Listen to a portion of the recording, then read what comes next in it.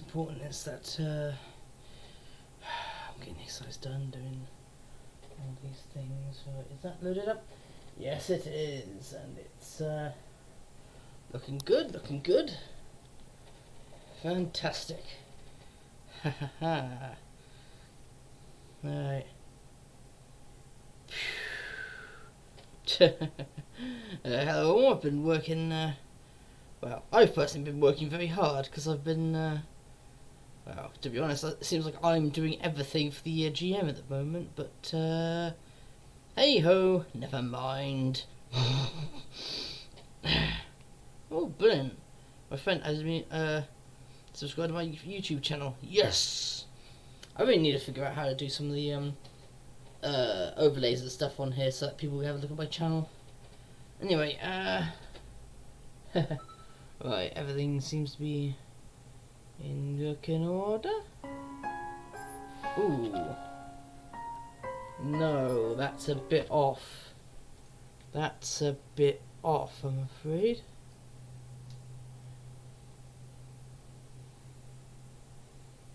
Yes.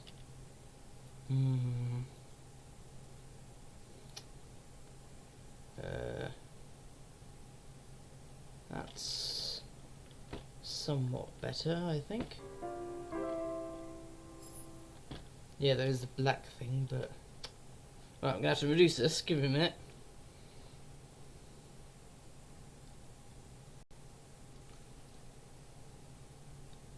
So I can try and fit the whole thing in. There we go. I think that's, yeah, I'd say that's good.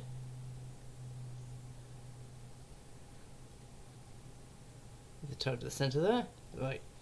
Right, there you go. Yeah, sorry about that. Instead of messing around. Anyway, after finishing Toy Soldiers, we are now here with the letter.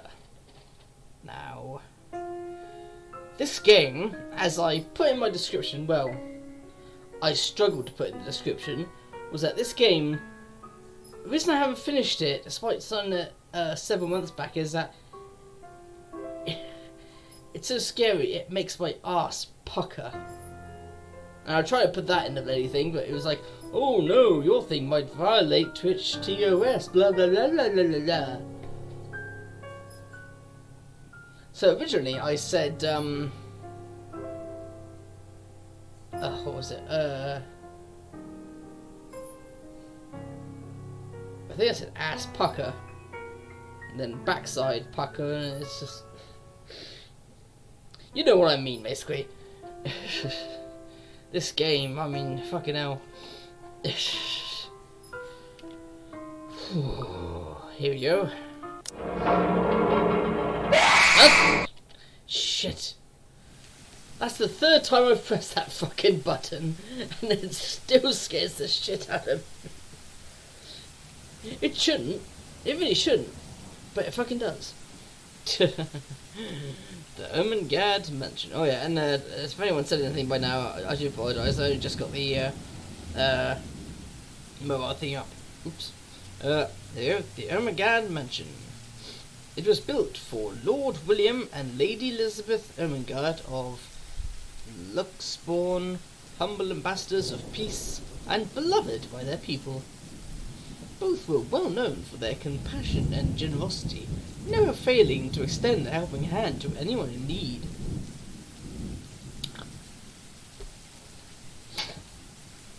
Under their influence and wealth, what was once a small, sleepy village grew to a prosperous and bustling town.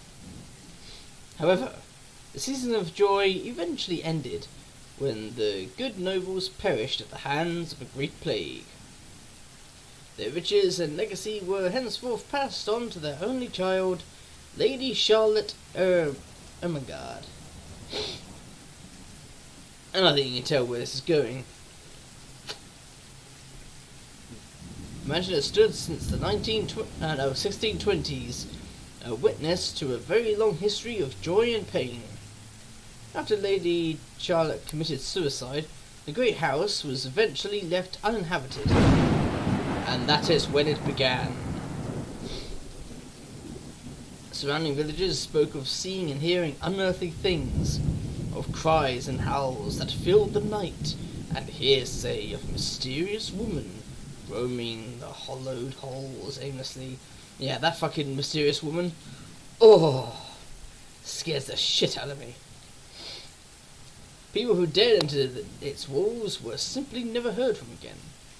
Even after 400 years, these stories remain much like the house itself. Whispers about the once great house, its legend and its curse, still fall upon the village's ears. In spite of this, the current owners are convinced that these stories are nothing more than a hoax. With little regard for the truth, they had Buyer Realty Corporation place the property back on sale. Like a Pandora's box, the secrets that lie inside await to be discovered by brave souls. Or foolish souls. And about as foolish as an idiot who opens up a bloody Camp Crystal Lake again. Oh no, I'm sure Jason's voice isn't going to come back again. He's probably bored. No matter what happens, take care not to be consumed by the curse.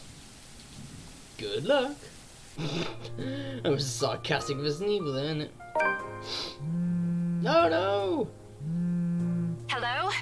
Isabella? Are you there? Where are you? Oh, that was another reason for taking on this game. It's voice acted, so I don't have to speak as much as, say, Chaos Child. And there's hundreds of roots in this one. Not as many as Chaos Child, but quite a few. A familiar, jittery voice comes from the other end. Hey Rose! I'm at St. Goretti High. What's the matter? What do you mean, what's the matter? It's a mansion, silly. I'm here and you're late. British actors! Jeez, we're on shift together. You promised. Now get your bloody arse here. Oh my god, please don't tell me you forgot. You were planning on leaving me to check this place out on my own, weren't you? That sounds like a plan. You chickened out. Calm down. You know I take my promises seriously. I'd like to believe that. So hurry up and get here. This place is huge. A bit too quiet since no one's lived here since, like, forever, but beautiful nonetheless. Why are you so surprised? This isn't the first time you've been there. I know. I just wish I could live in a place like this. I would like to live in a big mansion, but not one that's fucking haunted and has stories of shit going down. It really takes my breath away. Take my breath away. Yeah, well, I wouldn't be so sure about that. Not after the rumors that say it's haunted. Jeez, never mind those rumors. Ghosts aren't real after all. At least this woman isn't as annoying as that bloody mayor in Ghost Wars. Oh, ghosts aren't real. People aren't seeing ghosts, they're just seeing something. And it's like... It's like if I said dragons weren't real when the equivalent of rain of fire is happening outside my window. Ah, dragons aren't real. They're fucking there. And even if they are, which they are not, they can't do anything. They're ethereal. They're nothing but spirits. You don't know that! They might be listening or watching right now, and they might not be happy with you enough to curse you. They're nothing but spirits. Spirits don't hurt people. Well, apart from maybe that couple of vodkas at one time. No offense, sweetie, but that's a bit of a stretch. Yeah. Believe it or not, it's better to be careful. Right. You know, not every property we sell will end up with a dead body stuffed in a sofa. And I think that mansion is where we'll likely find another one. I can feel it. Bloody hell, I'm not... Shit. I'm surprised she still works in real estate, finding a bloody dead body in a sofa in one of the locations they were selling. Oh. That was one time, Isabella. Loosen up. Yeah, it was just a body found on a couch. I mean, come on, it's not that serious. Wait, just get here ASAP, please. I'm getting bored being here on my own. Fine. Let me just finish up here. I'll be right there soon. Okay, see you. Bye. Bye-bye. She hangs up before I can respond. Rose. Still charming, isn't it? Who was that? I look over my phone to see Rebecca. Becca. Giving me a question. Oh, that? it's just Rose. The one who trained you. When you trained you for your job back when you started? You're working together again? Just for this property. We've been scoping out that big mansion down Anselm Village after the renovations. Today's sort of its grand opening to the public. The RC wants to give it one last check before we let potential buyers tour it this afternoon.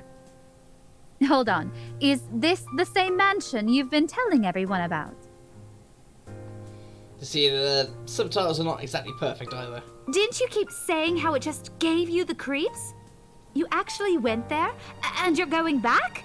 Well, I did promise Rose I wouldn't ditch her. And besides, a job is a job. Gotta do what you gotta do to make a living. In this vile capitalistic system. And that's partially sarcasm, that's partially true. Fucking capitalism. As soon as his words leave my mouth, Becca lets out a soft chuckle. Oh, fuck you. What's so funny? Nothing. It's just that I didn't expect you to say that. Coming from you, it sounds so out of character. I mean, no offense, but you've been freaking out ever since you got assigned to it. I honestly thought you'd back out. Not all the time. I could really use a huge amount of cash right now, and this is just the fastest way to get it. Bit of real life update. I'm actually getting a bit of cash soon. Finally, the probate from my grand's gone through, so I should be getting some inheritance. And only like a couple of thousand, nothing major. Plus, listen to this. Briar Realty wants it sold as soon as possible, and the agent who lands the deal is going to get a huge bonus. They never give bonuses like that. Getting that would make life so much easier. They're desperate, I'm desperate, it's perfect. I'm desperate, they're desperate, it's perfect. That sounds like a recipe for a very toxic relationship, if you ask me. That's a big look across the face. You know, if you're really in urgent need of money, you could have just asked me. Or Ashton. We can always let you borrow, and you can pay us back whenever. I have to keep myself from groaning out loud. In the years I've known her, I can already tell what to expect when she has that expression. Becca! I've noticed that you've been living off instant noodles these past few weeks. Nothing wrong with that. She crosses her arms and grimaces at the thought. Her voice slightly raises as she begins to scold me. Instantly, I'm reminded why Becca excels at teaching boisterous teenagers. Stop eating junk! They're cheap, but they're not good for you. You'll definitely end up in the hospital if you keep at it. Here we go again. I eat other things too. Hey! I eat other things too. I throw my arms across my chest, mimicking a posture and giving it the best frown I could muster. The same one I'd use for my younger siblings when they're being difficult.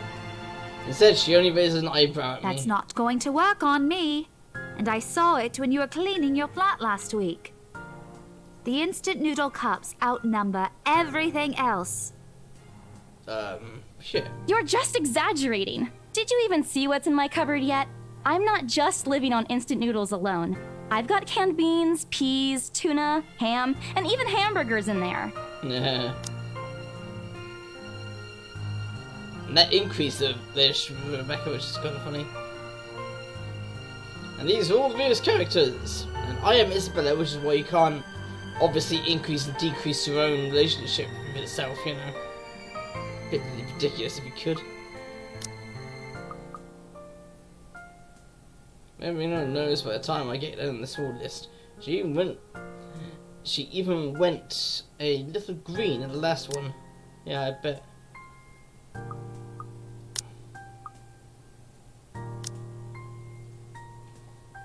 I would have laughed a little at that if I didn't know it would only lead to more Aren't romance those from the her. same ones you won from the grocer's raffle more than a year ago? Ew.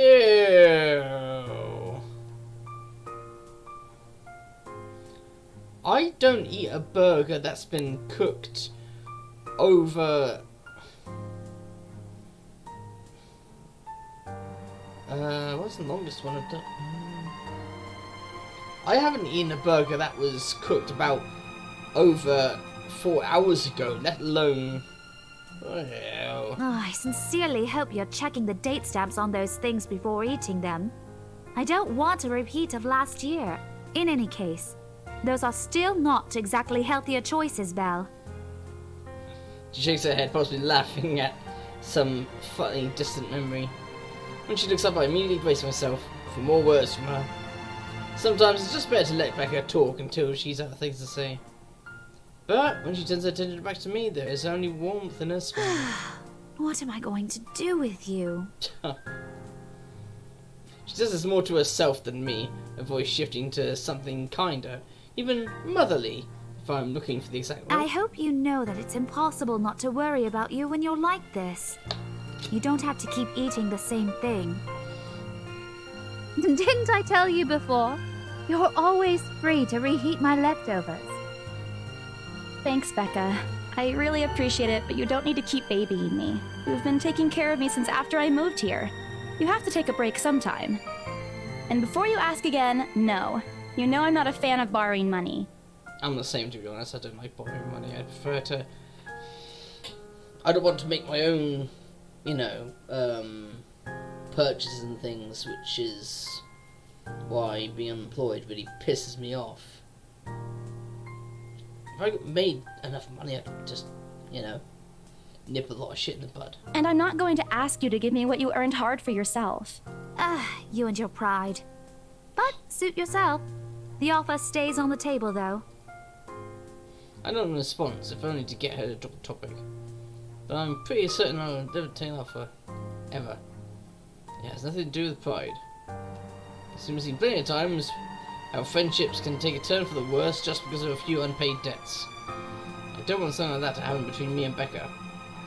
We may argue a lot of small, petty things, but she already feels like a real sister to me. I don't want to lose that friendship over something so trivial.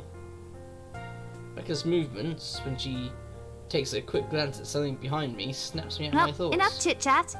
Lunch is ending, and my students will be back any minute. We can catch up later.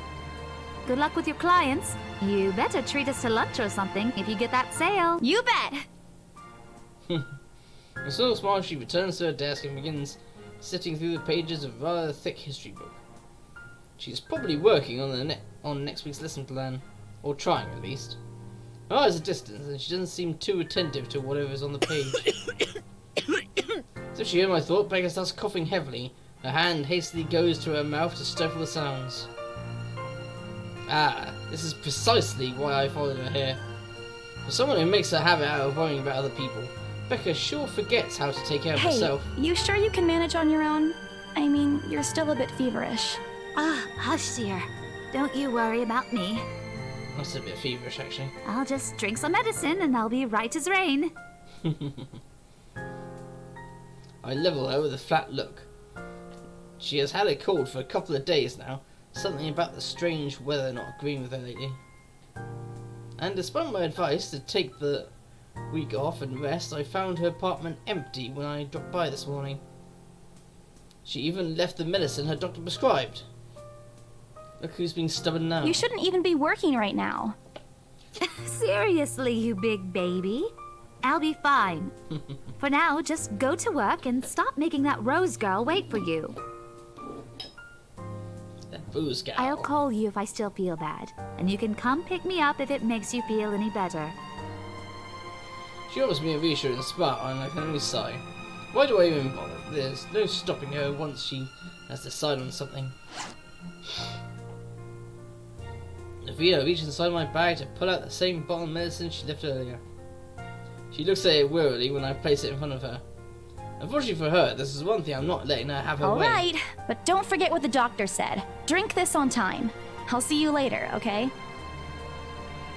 There's an amused gleam in her eyes as she shifts. Look who's playing the mother hen now. Rebecca!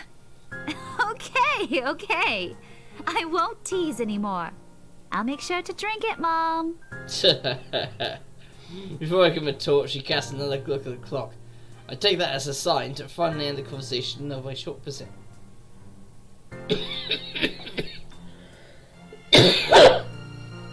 See what I mean?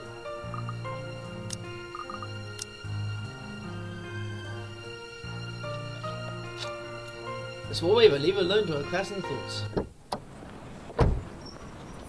I hail a passing taxi to take me to the property as soon as I leave the school grounds. Actually, in some ways are the countryside, but I don't have trouble giving the drive directions. Apparently everyone in Luxembourg City knows of it, including every bit of the rumours surrounding the place. In fact, just mentioning its name is enough for the locals to give you cautious sideways glances. I learned that the hard way the first time I commuted here, and it only boosted my belief that there's something more to this house. Even the news of it being renovated and placed back up on the market has caused quite a stir. Thankfully it died down a few weeks later. The place would have become a lot harder to sell otherwise. I averted my eyes from the window once the building shrink in the distance. What's that sound?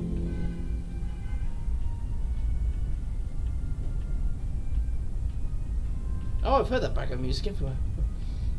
We get a glimpse of the countryside soon, although a quick glance at my watch tells me we're still a few minutes away from our destination. Might as well get some work done. Rose did ask me to review the master's documents. Older than last night, but you never know if there's something that may go wrong. Life has ways of messing things up like that. Tell me about it. Halfway through reading the papers, my phone rings again. I pick it up without looking, neatly tucking it between my ear and shoulder. It's probably just Rose again anyway. Guess again. That voice. Bingo. Haha, Ash, badass. Hey, what's up? Just checking if you're still cool later this evening. You mean that thing with Zach? Yeah. He even called in the middle of the night just to remind me. No, don't worry. I didn't forget. I'll be there. Cool. I'll see you later. What time do you get off? Around 6 p.m.? I don't know. How I get off is none of your business. Oh, wait. It's the first day of the Ermengarde Mansion's open house, and we're expecting quite a number of potential buyers. I'll be booked the whole afternoon. Ermengarde Mansion? You know, the big Jacobean mansion at Anselm Village. I'm on my way there right now, actually. On your own? Yeah, well, Rose is already there, but yeah. I see. Looks like the scaredy cat finally toughened up. Shut up! Ash chuckles and I can't help it from my eyes. I'll see you later. Drop me a call when you're done. I'll see if I can pick you up. Whatever. Bye. Stupid asshole. Always teasing me whenever he sees a chance. Aw, that just means he loves you. Well, I do that a lot to people. I'll show him who's tough. It takes a few more minutes until we finally arrive at the infamous mansion. I have to admit, the entire property does look wonderful from the outside. Yet, despite all this, it does nothing to hide that something is just wrong. The surrounding area is unusually silent, and only the rustling of leaves can be heard as the occasional breeze passes. While Anselm Village is just a few miles away, everybody keeps their distance on purpose. Perhaps out of fear, the horror of falling under the mansion's curse. Somehow it makes me feel sad. The lack of immediate human presence just makes this place all the more eerie than it has any right to be. If it's uncanny in broad light, I can't imagine how this place looks at night. You planning to go inside that place, Missy? It wasn't anything makes me jump out of my skin. Without completely taking my eyes away from the house, I give the driver a confused nod. A beat passes while I wait for him to say more, but his only answer is a non-committal hum. Lately, it occurs to me that he must have been waiting for my payment.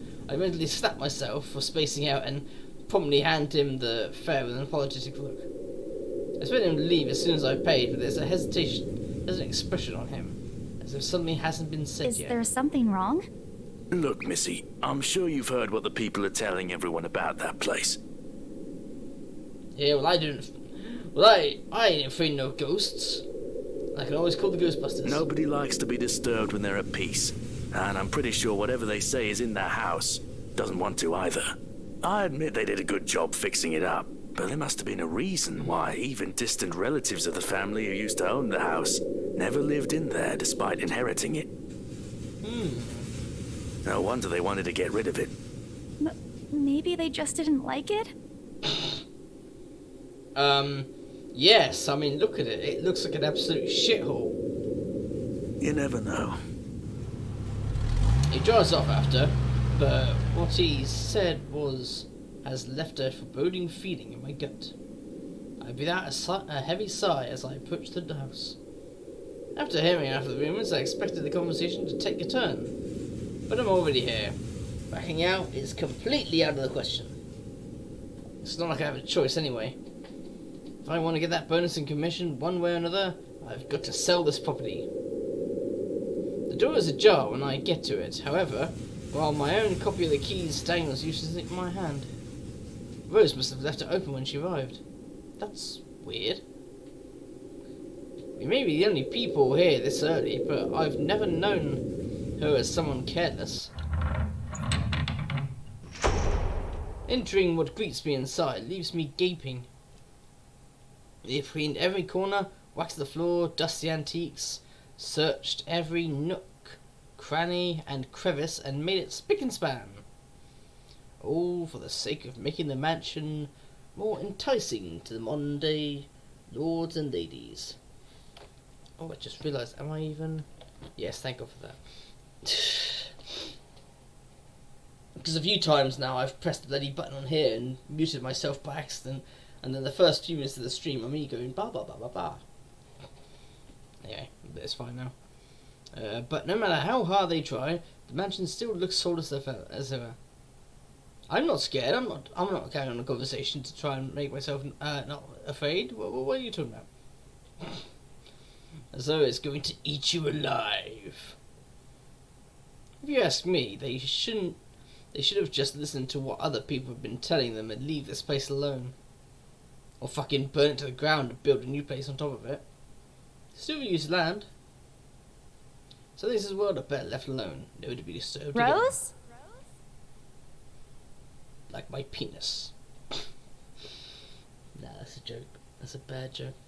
I call out. Rose, I'm here. Where are you? My voice echoes softly through the hallways.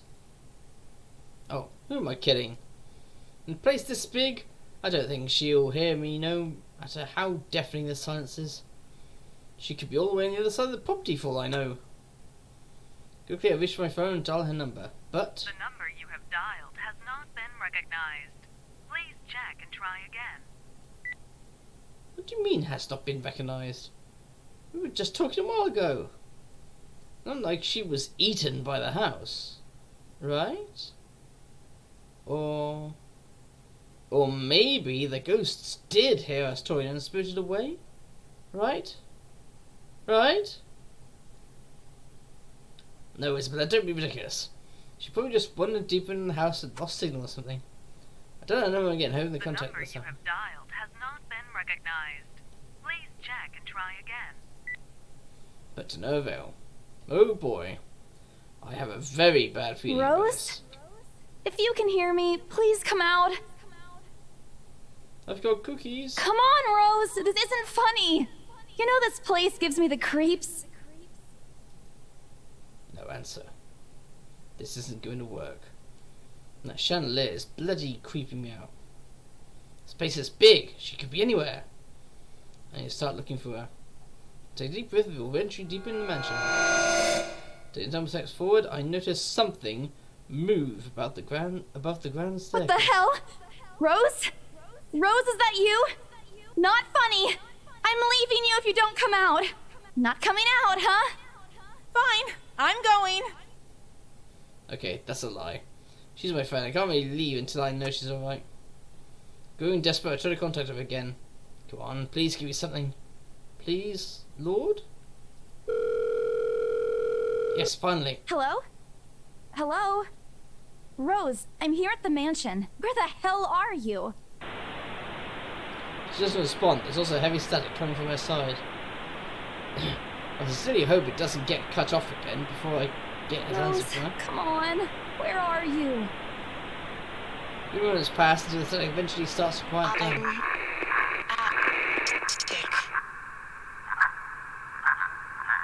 That doesn't sound right. What? The attic? Why? Crap, it got cut off. Man, do I really need to get there? Then how deep this mansion in the attic is, there's barely any signal there.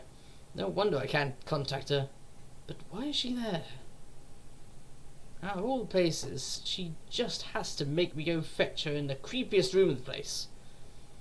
Is she doing this to get back at me for being late? Whatever, I'll just go. The sooner I meet up with her, the sooner I'll feel better about being here. I carefully make my way up the stairs. As a boy, I mentally cursed the fact that I chose real estate instead of picking a career that doesn't involve strange abandoned houses.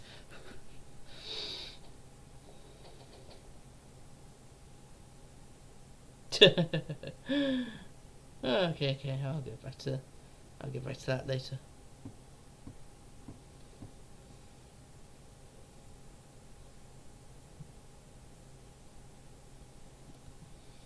Oh, I'll get back to that in a minute. I'll speak to her later. I mean, a bit unfair if I just stop bloody streaming just to talk to someone else. Upon reaching the top, the grand hallway greets me. It branches out the two major wings of the house, the east and the west wing. There are two attics here, one on each side. But the east one has been converted to a storage room of sorts, and somehow I find it least likely for Rose to wander there by herself. Besides, she never did like going into stuffy storage rooms. So I head towards the west wing first, where a simple wooden door at the end of the hall opens to a small room. Inside is a set of steps leading to the second attic. Unlike the grand staircase though, the stairs to the attic are steep and narrow, made of old stones and covered with thick coating of dust that kicks up in the air with every step. Thank God it's still daytime. If it wasn't for the light streaming through the door behind me, I might easily stumble and fall. With how old the place is, there are no light fixtures to illuminate the cramped passage up. Why they didn't bother to add one here when they renovate escapes me. Sheesh, they did it with the rest of the house. The small bedroom welcomes me at the end. This is where we're going to be shitting ourselves, people. It's exactly as it did since the last time I've been here, full of dust, worn out and faded by time. Odd, I thought they cleaned everything. Did the crew miss this room? Ugh. Cleanliness is the least of my concerns right now. The more pressing matter is Rose. She's not here. Was I dreaming when I talked to her a while ago? Did I mishear her? No, it couldn't have been a dream. After all, the creepy ambience of this estate is doing such a remarkable job of making sure I stay alert and awake. And I'm sure she said she's here. Is this a prank? Or maybe that phone call was Rose's last message to me before the curse got to her. Ah, shut up, brain. You're not helping me. Yeah, my brain does that as well. Don't make this scarier than it already is. But if she's not here, then where is she? The hell was that? That's it, I can't do this anymore. I'm leaving. We must have angered the spirits living here. I knew disturbing this mansion was a bad idea right from the very start. But nobody listened to me. Be fucking realistic, they said. They think I'm cuckoo because I believe in curses and ghosts and all that. Me and my outlandish backwater country beliefs. I've always strived to be a model employee, but this time, no. I'm turning back for the sake of my sanity. Riot Realty can find another agent who is more fucking realistic to tour people around this haunted house. Before leaving, I take one last look at the glimmer of room, just to check. What's this? Rose's whereabouts must have caused me to miss it when I first entered the room. But there's clearly something on the floor. It looks like... letter? Lying on the ground, just a couple of inches away from my feet, out of sheer curiosity, I lean down and pick it up. Strange. I don't recall seeing this last time I was here. A few days back, me and a few other agents inspected the mansion to prepare for today. I had been the last to look inside the attic and leave, and this certainly hadn't been there before. Someone must have left it in this room since then. Did Rose leave this for me? Was she here a while ago? I couldn't have missed her though, could I? There's only one set of stairs leading to the attic. The letter isn't exactly in pristine condition. In fact, it looks rather ancient. The letter is so thin and rough, I'm worried it will fall apart if I so much as touch it. But with great care, I open it, and what I read shakes me to the core. Here we go, everyone. What? What? Oh my god. Nothing but the words "help me" fill the pages, all of it seemingly written with crimson shaded pen. Or blood. More likely blood, it doesn't look like a pen mark. I gulp. The same phrase just goes on and on until...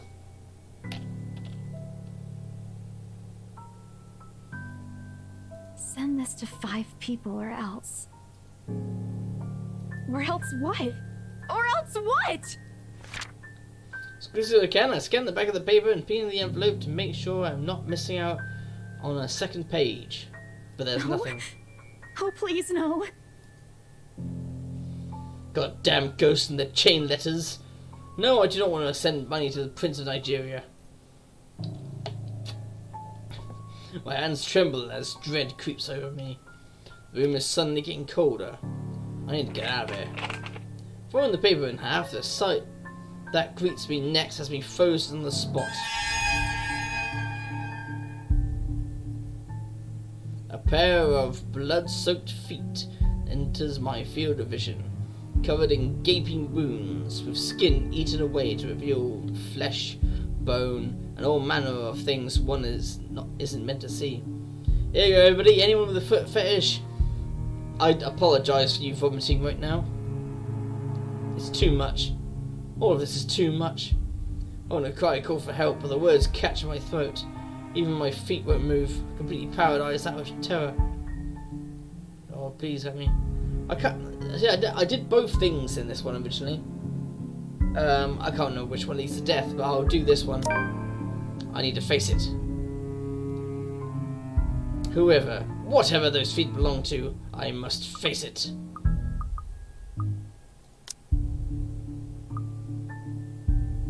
Yeah. Oh no, it's that one that leads to potential death. And if I'm going to die, if they're going to kill me, at least I know what my killer looks like. A cold comfort. So with a deep breath, I summon every ounce of my courage I have left in me and shift my gaze up. Oh! That fucking face. Please, don't hurt me. Now that just made it worse. The fucking smile. Oh. There she is. I think I scrambled towards the door. I saw her open, but it won't budge. Go away! Please, Lord! Make it go away!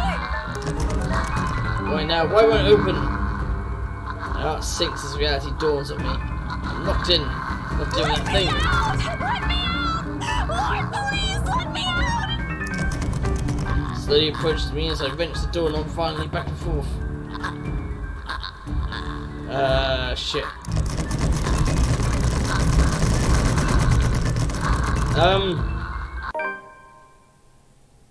The aortic paralysis is gone. Where is it? Oh, there it is.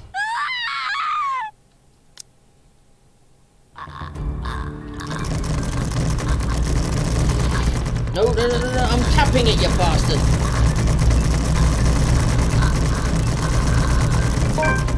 Whew, fucking hell.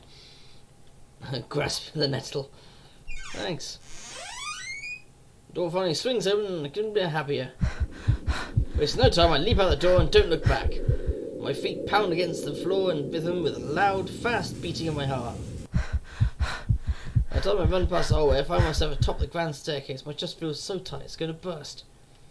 But that's nothing compared to the feeling of hope the sight and the exit gives me. Racing down the stairs, I'm barely due to sit in the end. My shoe slips and I fall falling. Until my back hits the ground and pain racks my body. My head grows fuzzy and my vision dims as I fight to stay conscious. Go away. The last thing I see are those feet before all I know is black darkness.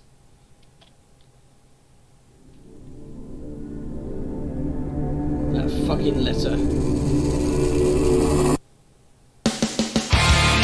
Here we go. The opening page.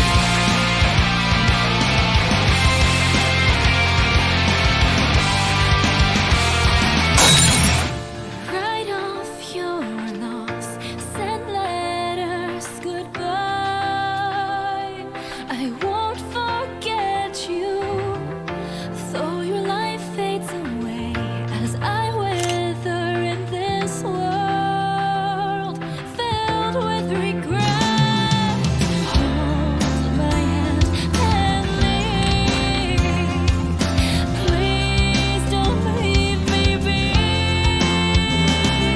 In these bloody halls where we shed all our tears, the darkness reigns, our memories alone remain.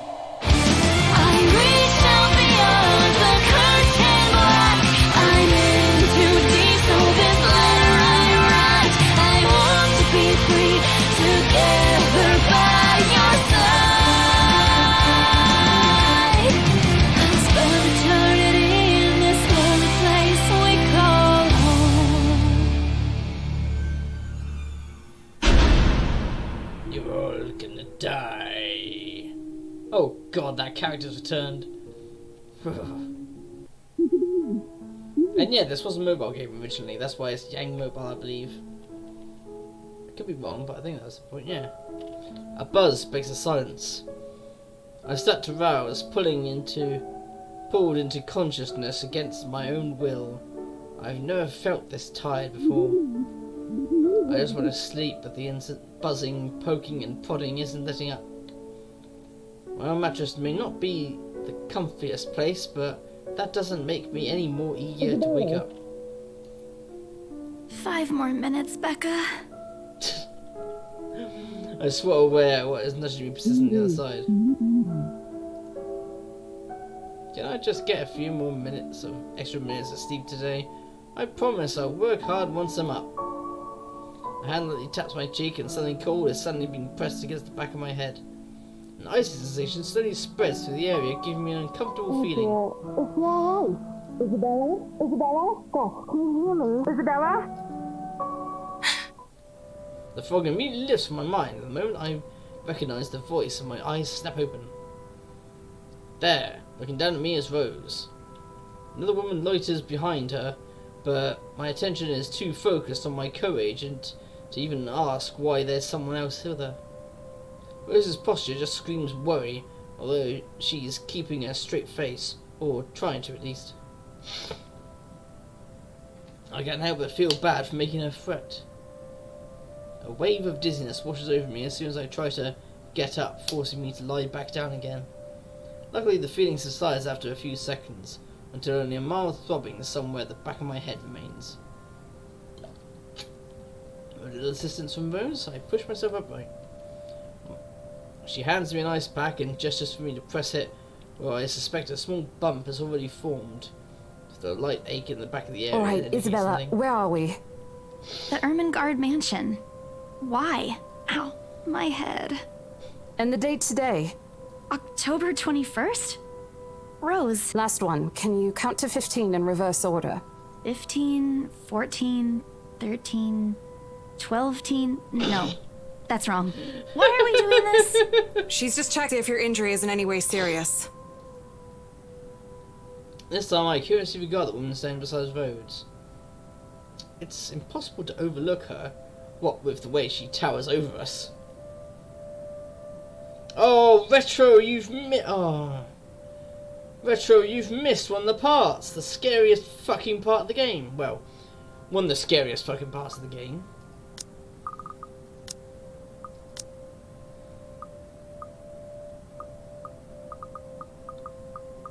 I wonder if I can...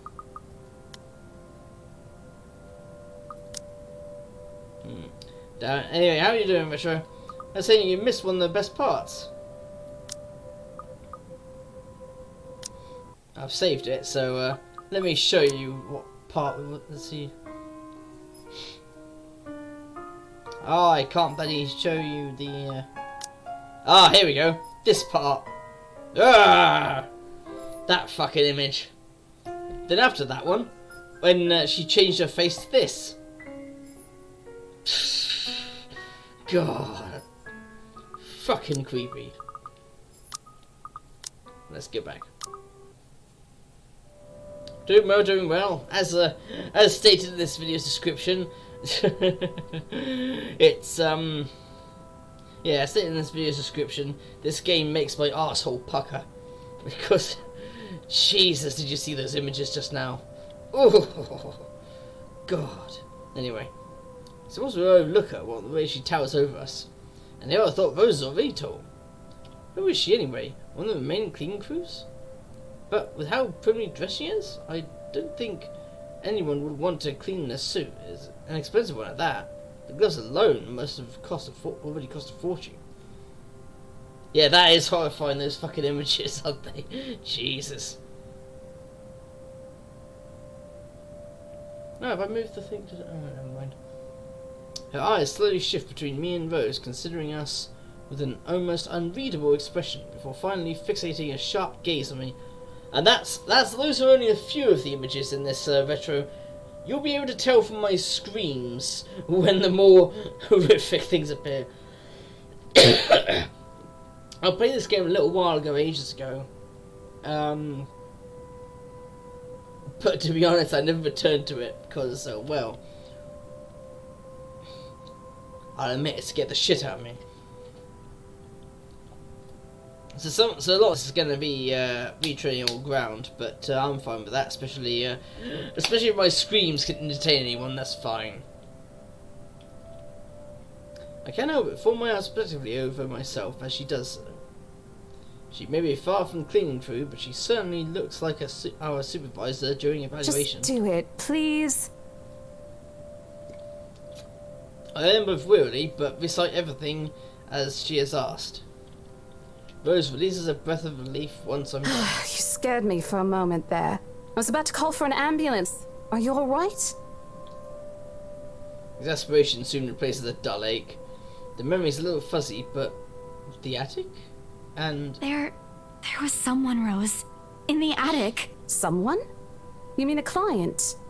Oh, that's unlikely. It's probably just one of the cleaning crews. oh, it wasn't either of them. It was neither of them, Rose. The boss sent a few of them back this morning for some last minute... No, not any of those. I'm not actually sure. Wait, didn't I call you? You said you were in the attic when you answered. That's why I went there in the first place. Both Rose and the lady look at me like I've just grown another head. Did I say something weird? Rose quickly casts an apologetic smile at the woman before the awkward silence stretches on further. It's her saleswoman smile, the same one she taught me back when I was still her trainee. I should show this to troublesome clients, or just to avoid trouble in general, she advised. It's also the same one she gives me when I've done something particularly absurd that may cause us to lose a potential sale. Her eyes are serious when she turns back to me. She takes both my shoulders, gently squeezes it, and with as much patience as she can muster. As much as I'd love to have gotten at least a heads up of your arrival, I didn't really get a call from you. You know, signal here is absolutely horrendous. I was in the garden earlier and couldn't even make a single call. Isabella, I'm going to ask again. Are you really all right? What happened? I don't know. It's all a bit blurry. I remember I was looking for you, but you weren't in the attic. And there's...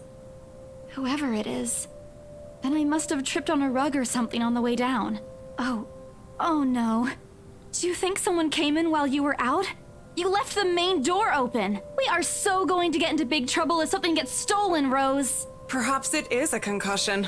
Are you sure you feel fine? We could still call for an ambulance. I could cover for you. No, I'm fine.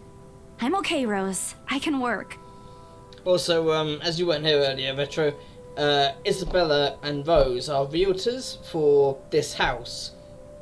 This house has a dark history behind it, because the original two that owned it, as you can see in the glass behind there, lovely people, were really helpful to everyone, well loved, helped everybody they possibly could, and didn't turn anybody away.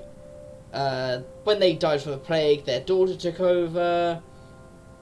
Nothing was really said about her. Then she committed suicide. And ever since then, nobody has touched the mansion, and everyone said stories of screams and howls coming from this place in the dead of night, or when no one's here, you know. And Isabella here needs to get this job done because they promised the company, the realtor company they're working for, have promised them a huge payout if they sell it. A huge bonus payout because this is a building that they've never been able to shift. Wait, hold your horses, Rose. I can't just miss an important sale because of a minor bump on the head. An extremely minor bump on there. Minor bump. I've had worse when I was a kid. This is nothing. Besides, if I leave, you'll have to shoulder everything in the open house, alone. And in a mansion this big? Well, there's also the part where I may lose that bonus BRC promised, but that's completely besides the point. Rose gives me a skeptical look when I return the cold compress to her and push myself off the floor. I have to use the staircase railings to steady myself, but otherwise I feel fine. See? I'm A-okay. Uh-huh. That's usually what I say when I'm dying or something. The two of them exchange worried glance and Rose assumes a contemplative look. I bite my lower lip in anticipation. If she says no... Alright, you in. A smile threatens to slip out from If me. I see that you aren't feeling well, I'm taking you personally to the nearest clinic to have you checked. Clear? Clear as day, ma'am. Thanks, Rose. You insisted.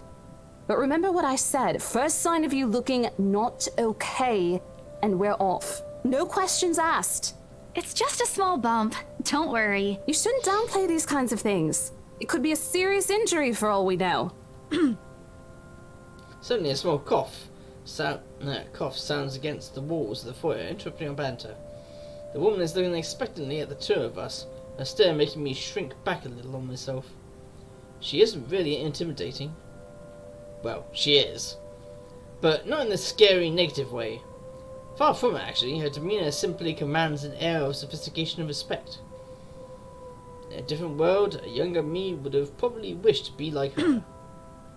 At our lack of response, she coughs again, lifting a well-trimmed eyebrow at me in a question. Her words get caught in my throat at the sight of it, and Rose, as usual, is swift to catch my blunders. My sincerest apologies, Miss McCulloch. Marianne McCulloch. Ah, there you go, she's Irish. Trolley Rose Designs. She unswears a bit of scar. The words interior designer catch my eye before my partner flips it over.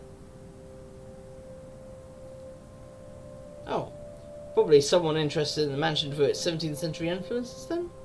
I won't hold it against her though. Despite the hearsays and remaining uninhabited for years, the mansion's original fittings and furniture have been kept completely intact and restored to pristine condition. I suppose some people find that trip to the past feeling appealing? After all, with what it offers, this place could also be a haven for people looking to live somewhere with a classic historical charm. Miss McCullough, I'm Rose Cooper, and this is my partner, Isabella Santos. We're just ironing out a few things, but we'll be starting the tour soon enough. And in case you didn't notice that, Retro, yes, it seems that quite a few actors in this are British as well. Well, I'm guessing. In the meantime, we've prepared some refreshments for you in the parlor while you're waiting. If you could please. Thanks. There's no need for it, though. I just dropped by for a quick survey of the place. I thought I should check the estate before I meet with the homeowners.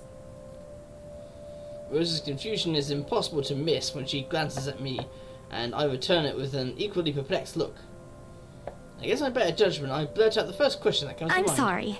Homeowners? I should have kept my mouth shut. A flash of irritation crosses her face, but it instantly disappears under a mask of professional detachment. Yes. Hannah Wright? She hired me to handle the interior design for their new home. Now that shows you how bitchy Hannah Wright is, because both her and her, I think it's fiance, her husband, I can't remember now, they're rich and they haven't even bought the place yet. all they've done is force the company to put it back on the market and said they're interested in buying it. And now they've sent an interior designer to look it over and everything, design it to her specifications. And she doesn't even own it yet. That shows you how much... This is the Ermengarde mansion, right? It is, but... She pauses, possibly not trying to find the right words to fix the awkward situation without offending someone. Suddenly, Rose nudges me with her elbow. Those few moments have given me enough time to clear my head for any nervousness or confusion. It is, ma'am, but we weren't aware the mansion has already been sold. What do you mean? I almost flinch when she turns her gaze on me, but I stand my ground. Besides, it isn't like I haven't dealt with awkward situations like this before. I may screw up at times, but that doesn't mean I haven't learned a thing or two in 5 years. In the 5 years I've worked... The mansion is indeed for sale, ma'am. Today's the open house, in fact. However, we haven't heard anything from the higher-ups that a deal has already been closed for this particular property. If you'd like, my co-agent and me can check with them right now. She nods, seemingly in deep thought after it finished. She appears to be a reasonable person anyway. Given the proper explanation, she'd surely understand. I thought something looked odd. Excuse me, I need to call my secretary. Yeah, as I said, they're the kind of wealthy people that are so wealthy, they don't give a shit if the place hasn't been bought yet. They are going to buy it. They will buy it. They just want to make sure they get everything else done first. Thank you for your assistance, Miss Santos. With a slight wave of her hand, she leaves. That seems to be the end of it. Both Rose and I breathe a sigh of relief. Disaster averted. I also don't miss the thumbs up she gives me from doing a good job, and I can't help but swell with pride. Still, I've already prepared myself to dial the number for our Luxembourg office in Czech, even if she didn't ask for it. I would be very frustrated if, for some reason, something has already been decided without my or Rose's knowledge. That's a whole new level of unfair. We've been working hard on this. Yeah, exactly. If another deal was was done before they did anything, then surely the money would just go straight into the company's pocket and not theirs. Despite the fact that they're the realtors. Moments later, Miss McCall returns, looking a little frustrated, but with an apology clear in her face. I feel a little sorry for her having to go through all this trouble. There seems to have been a little misunderstanding with my client. If you'll allow it, I'd like to stay and wait for them here. I was informed they'll be dropping by for the open house today. I figured it'd be a waste to just leave after that long drive. I might as well meet him here. Certainly. You could stay at the parlor in the meantime, ma'am. I'm sure it won't be long before our guests arrive. And, Isabella, I left a few documents in my car. You know where I keep those. Can you please get it for me? Rose takes a glance at her wristwatch before tossing us her keys. We've still got a few minutes to double-check those papers. Okay, got it. Two of them disappeared behind the parlor's doors. Sorry. Their departure brings with a stillness to keep me company, neither welcoming nor comforting. Alone like this, it's impossible not to think of what really happened. I wish the memory isn't as elusive as it normally is. Then again, Rose already said she didn't receive any calls from me. Was it just paranoia? A temporary lapse after having heard all those tales about this place? Probably. I want to think of it as such. Better to think of it as such, so I can work in peace. So a small part of my mind begs to differ, and if I'm going to be completely honest with myself, I want nothing more than to leave this place as soon as possible. I don't know what's in this house, and I don't want to know. The keys Rose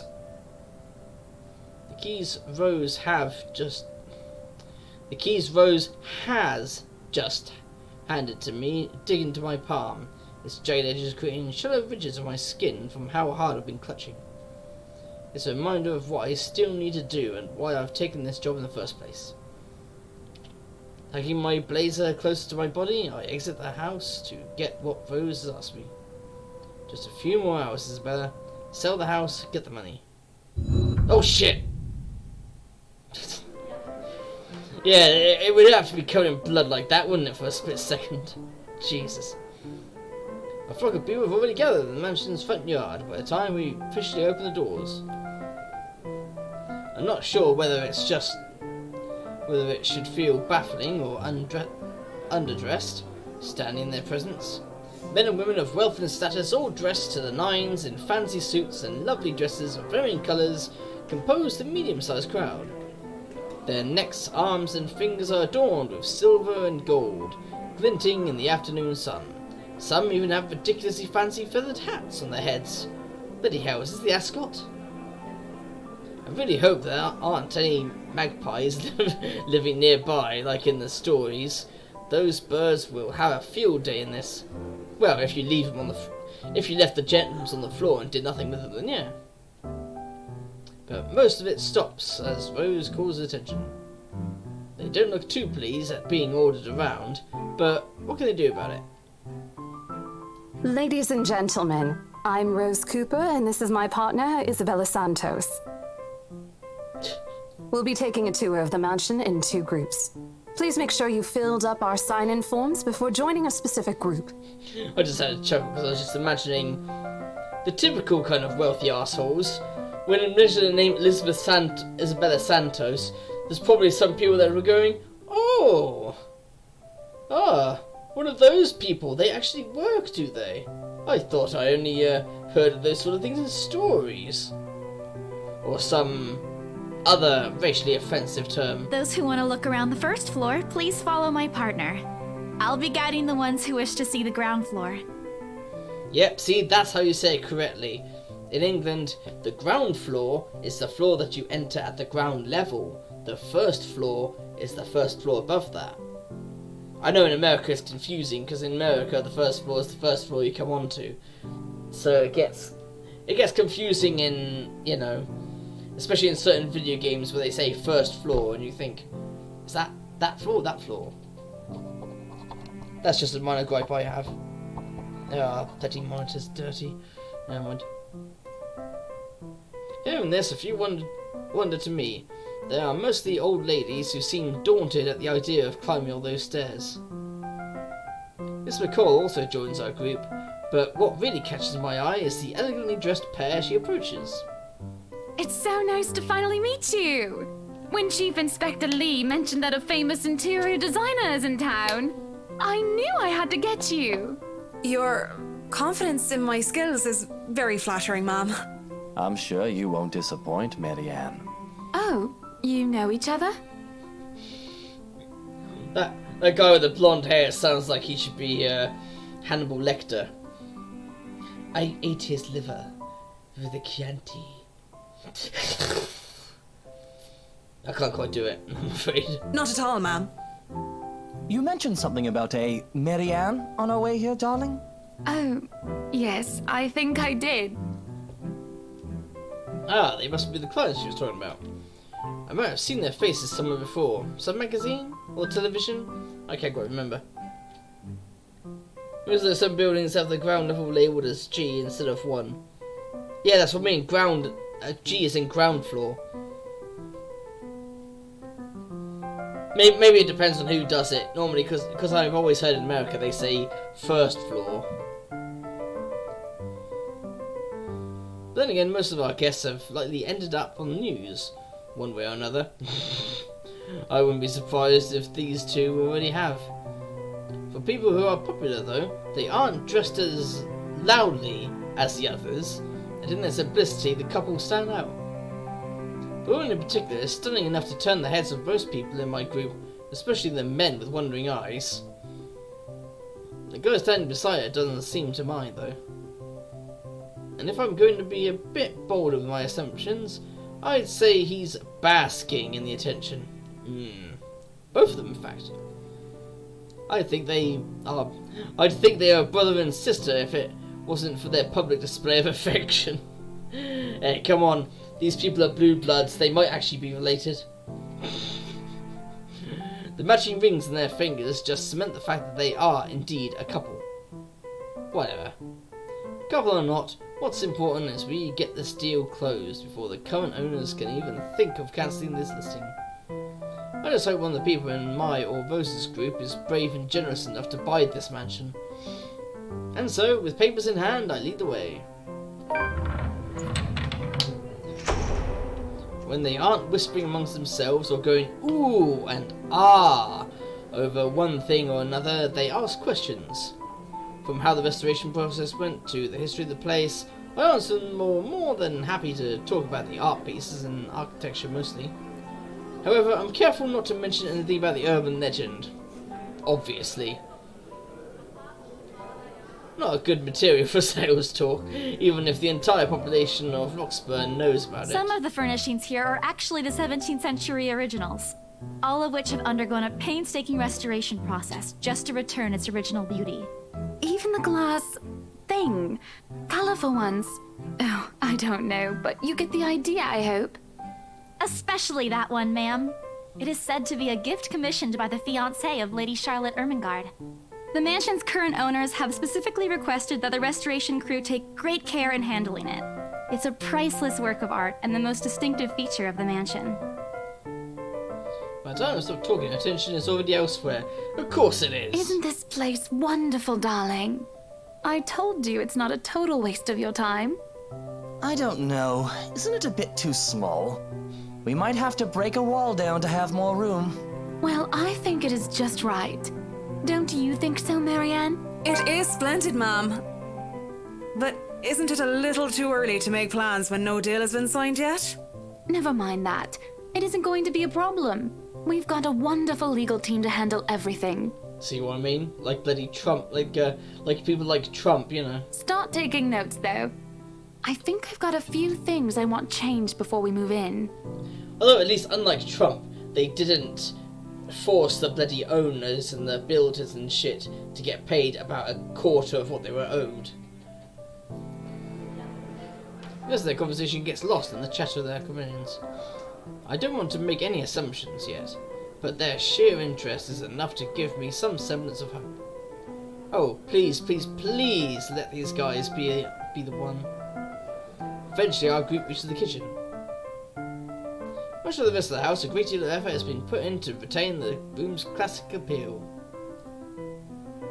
The open hearth at the end of the room in particular looks amazing, like the ones I've only seen in fairy tale books. Must be nice to have a legal team. You can get away with all kinds of shit if you got a legal team. Like, as I said in the story, there was this story during the whole election between Hillary and Trump. And it was for the Hillary party, obviously, and this chap, I think he built one of the big places on Trump's golf course. Trump assisted in everything, you know, said, oh, love this idea, love this, wrote on some of the things himself, saying how pleased with what it was. When the time came to pay up for after the work was done, he initially said, oh, I'll pay you, didn't pay. Then he offered half. They still kept on at him, and then it got to a point where he was offering them, I think it's a third of what was promised. And a chap basically just said quite blunt, a representative of Trump just quite bluntly said, you could take this to court if you want, because of all the contracts signed saying this, that and the other, but it's going to cost you more money going through the court than it is to get your money back. So we had to lay off a lot of people and just to bloody pay people. And mad props to the cleaning crew. Seriously, after overhearing hundreds of complaints about the soot and tar staining the bricks and how much of a pain in the arse cleaning this will be, they still managed to pull this off. Or make it look presentable at least. The highlight of the room, however, is what's underneath this hatch here. A dead body. Oh, don't say anything yet. An underground wine cellar. This is the first time the guy in the grey speaks up. Mr. Luke Wright, my memory supplies from the forms they signed earlier. His sudden attentiveness catches me off guard. Since the start of our tour, only his wife has shown any form of genuine interest in the place. But this time, something lights up in his eyes at the mention of the Undercroft. What's so interesting about a basement? I really don't understand rich people sometimes. That's the funny thing, most houses in the UK don't have basements because we don't really have hurricanes and shit. Well, we had a hurricane once. That was when I was born, but that's about it. Right now he just gives me the impression of a child who's seen what he absolutely wants for Christmas. I've always found it cute whenever I see children act this way, my younger siblings especially. On a grown man, it's almost funny. Yes, sir. It could house around 7,000 to 11,000 bottles of wine. Truly. And the room, how was it built?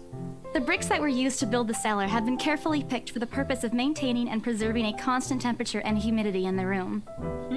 It's a good place to keep your private collection in if you have one, sir. It keeps the corks in good condition. Oh, love. Didn't you say before that you wanted to make your own personal vineyard? Perhaps you could start one here. You know we're going to need space for that, darling. And this isn't big enough? If it's space you're worried about, sir, the Ermengarde mansion sits on a 46-acre lot. There's plenty of room for it. Yeah, exactly. 46 acres. You really shouldn't need any more than that. We were told that the original owners had a horse stable built here before, too. There's a competitive expression on Mr. Wright's face, but he doesn't say anything further. His wife, however, seems really pleased that he has started to show interest, if only a little. I smile to myself. I may not completely understand how these people's minds work, but I sure as hell know how to spot a buyer with sincere interest. Score! I can't wait to tell Rose. That's why it all goes by without a hitch. After more than half an hour, we're able to cover almost every room on the ground floor and are heading to the parlour. Funny, the first time BRC had us survey the property, I kept complaining to Rose how big it is. Now I can't even bring myself to care, no matter how much my feet hurt. Maybe this is just my excitement over a possible sale?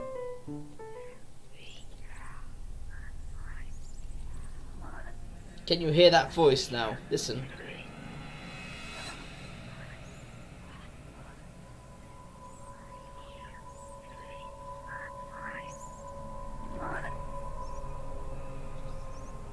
It's bloody creepy, that is. When we reach the parlour, however, an odd feeling washes over me. It starts off as small goosebumps on my skin, a feeling of being watched intently. Whispers in my ear and shadows dancing, lurking in the corner of my vision. Dark silhouettes that are gone when I turn to look. A chill settles down on my spine, making me feel sick, and I start to break out in cold sweat. I can't do this. I sit down for a moment. The old ladies in the group have been requesting for a break anyway. If I can just... Excuse me? Everyone? We will be taking a 15-minute rest here before we visit the first floor. In the meantime, please help yourselves to the refreshments and snacks we prepared. Dead Space, now that was a good game. I really need to get back to finishing 2 and, maybe attempting 3 at some point. If anyone has any questions, feel free to approach me. I'd be happy to help you. I let them sit while I retreat to a quiet corner to recover. It's not what you think. Don't think about it. It's not what you think. I've probably just caught Becca's cold. Don't think about it. I'm left alone for a good while, the same words spilling out of my lips in silent prayer. To be honest, I have, once when I was feeling ill, I did hear, I hear voices and shit, but, it wasn't anywhere this bad. Until a hand taps my shoulder. Hello, you there? Yes? Oh, look at you. Having to show a group around a mansion this big must be exhausting. Not a problem, ma'am. I'm just doing my job. What a hard worker. Anyway, Isabel, right? Isabella, actually. But yes, what can I help you with, ma'am, right? Please, just Hannah. Call me Hannah. I just wanted to ask, how soon are we able to move in? My brain completely stops. The sick feeling plaguing me is suddenly gone, replaced by utter bewilderment. Is this a joke? She looks at me expectingly as I struggle to come up with an answer. Wait, ma'am, you see, but we haven't even negotiated a price yet, ma'am. We haven't even finished touring the rest of the mansion. A sale would be great and all, but... She stops me from speaking any further and puts her hand on my shoulder. For a moment, with her tight smile, she looks as if she has tasted a particularly sour lemon. Oh, please, sweetie, don't insult me. Money is not a problem. 3 is more action-based than horror. Yeah, as I've heard with Dead Space 3. Not from the choice of the developers, though. But just from EA trying to make it more, you know, wider appeal. Because if your game doesn't sell 80 billion or whatever stupid fucking number they come up with, then it's not even worth dog shit, according to these people. Here we go. But yeah, like I said, she's very And just between you and me, this place is better off with us than with some old lady who'll probably just fill it up with cats. There you go, there's the wealthy for you, stabbing each other in the back. I personally don't think there's anything wrong with having cats here, Ma'am Hana. I'm sure there's more than enough space here if you want pets. That's not quite what she meant. Perhaps I'm still not feeling well, but really, what's wrong with cats? More importantly, why is she talking about moving in already? Yeah, I mean, Christ, it's like if I was saying about, oh, these are the games I'm going to play on this console, when I haven't even so much as got the money to buy it, which is somewhat true. Well, I'm more of a dog person. But you see, this is going to be a gift to my darling. It's going to be our anniversary soon. And it would be so wonderful if you can secure its purchase for us. Why, I can even offer something extra if you help us out with the paperwork. Now, if it was possible, and I was in her position, my pupils would have turned into dollar signs like in a stereotypical cartoon at that mention. We actually have a process for this, ma'am. I don't really think that would be necessary or appropriate. And just what are you two lovely ladies talking about here? Leaving me and our lovely interior designer to talk here by ourselves. Nothing, darling. What would the people think, darling? Oh, it's just small talk, love. I was asking if she could help me with the paperwork. I try not to wince when her nails dig into my shoulder. I can't help but send an imploring look to Miss McCall, who only gives me an apologetic smile and a shrug. Yeah, I can give you a fact sheet and a form to fill out. She wastes no time in taking the papers from my hand and shovels through the bunch. Oh man, Rose is going to be so angry at me for letting her do that. Wonderful. And Marianne, I'd really love to talk to you about those changes. You took some notes earlier, yes? I did, Mom. But I really hope that this time... Excellent. Hopefully you can help us out too, Isabel. Isabella. Right. It's a lovely name, Isabel. Fucking hell. It's Isabella. Yes, that's great. We'll be more than happy to put in a good word to your superiors too, and... That's the epitome of someone who's not listening to you. You could really help us, Isabel. It's Isabella. Right. Yeah, really good bit of help, Isabel. It's Isabella. Right, of course. You know, she obviously is not paying any fucking attention. What's this? Oh, shit. Oh, yeah. A look of confusion and disgust appears on her face. Turning to her husband, she merely shrugs in reply. An interesting work of art. Not to my taste, though. I'm sorry. In case you can't tell, that's the letter from earlier. Oh yeah, again, you weren't here, Retro, but the letter, all it has on it, it's a really old letter, all it has written on it is "Help me," written in blood, again and again and again and again and again and again, until it gets to the bottom where it says, "Pass this on to 5 more people, or else." And that's it. Darling, Buttercup, art is a complete overstatement for this garbage. It looks like a cheap prop from a D-list horror film. Shush, love. Let the girl do what she pleases with... what do they call this? Oh, forget about it. At the very least, it's not as... dreadful as the one art exhibit I was forced to attend last month. You should have seen it, Marianne. Even you would have been appalled. But I'm sure you'll know what to do with all walls once we get started. I love that. Even you would be appalled, because, yeah, I'm sure no one has as high taste as you. I highly doubt it is as bad as you say, ma'am. Nevertheless, you can be assured that my team will only pick whatever suits your tastes. Nothing of this chain letter sort, of course. It has to always work with a palette. I'm quite sure chain letters these days don't come in this form. Yeah, usually it's emails. Like, passes around to all your friend list, or otherwise a creepy girl is gonna haunt you or some shit. What do they mean? Rose and I double-checked everything. Are the papers I handed not enough? I want to ask what I did wrong. I don't want to mess this up. But with the way Ma'am Hannah's leading the conversation, I'm afraid that's exactly what will happen if I do That's interrupt good to her. hear. See, darling, isn't she an absolute delight to work with? I can't wait to see how this place will look when she's done with it. Oh, you don't have to tell me that, Buttercup. A smile is back on her face when she turns to me and hands me a strange piece of paper. I would still put it away if I were you, though. Otherwise, people might get the wrong impression. Anyway, as I was saying... I don't hear the rest of what she says after that. I can only stare down at the paper, at the letter in my hands. The sides crinkle in my grip and my breathing grows laboured. Dread quickly fills my mind. Isabella? Isabella? Are you alright? You're looking pale. I didn't even notice when Rose's group joined us in the parlour.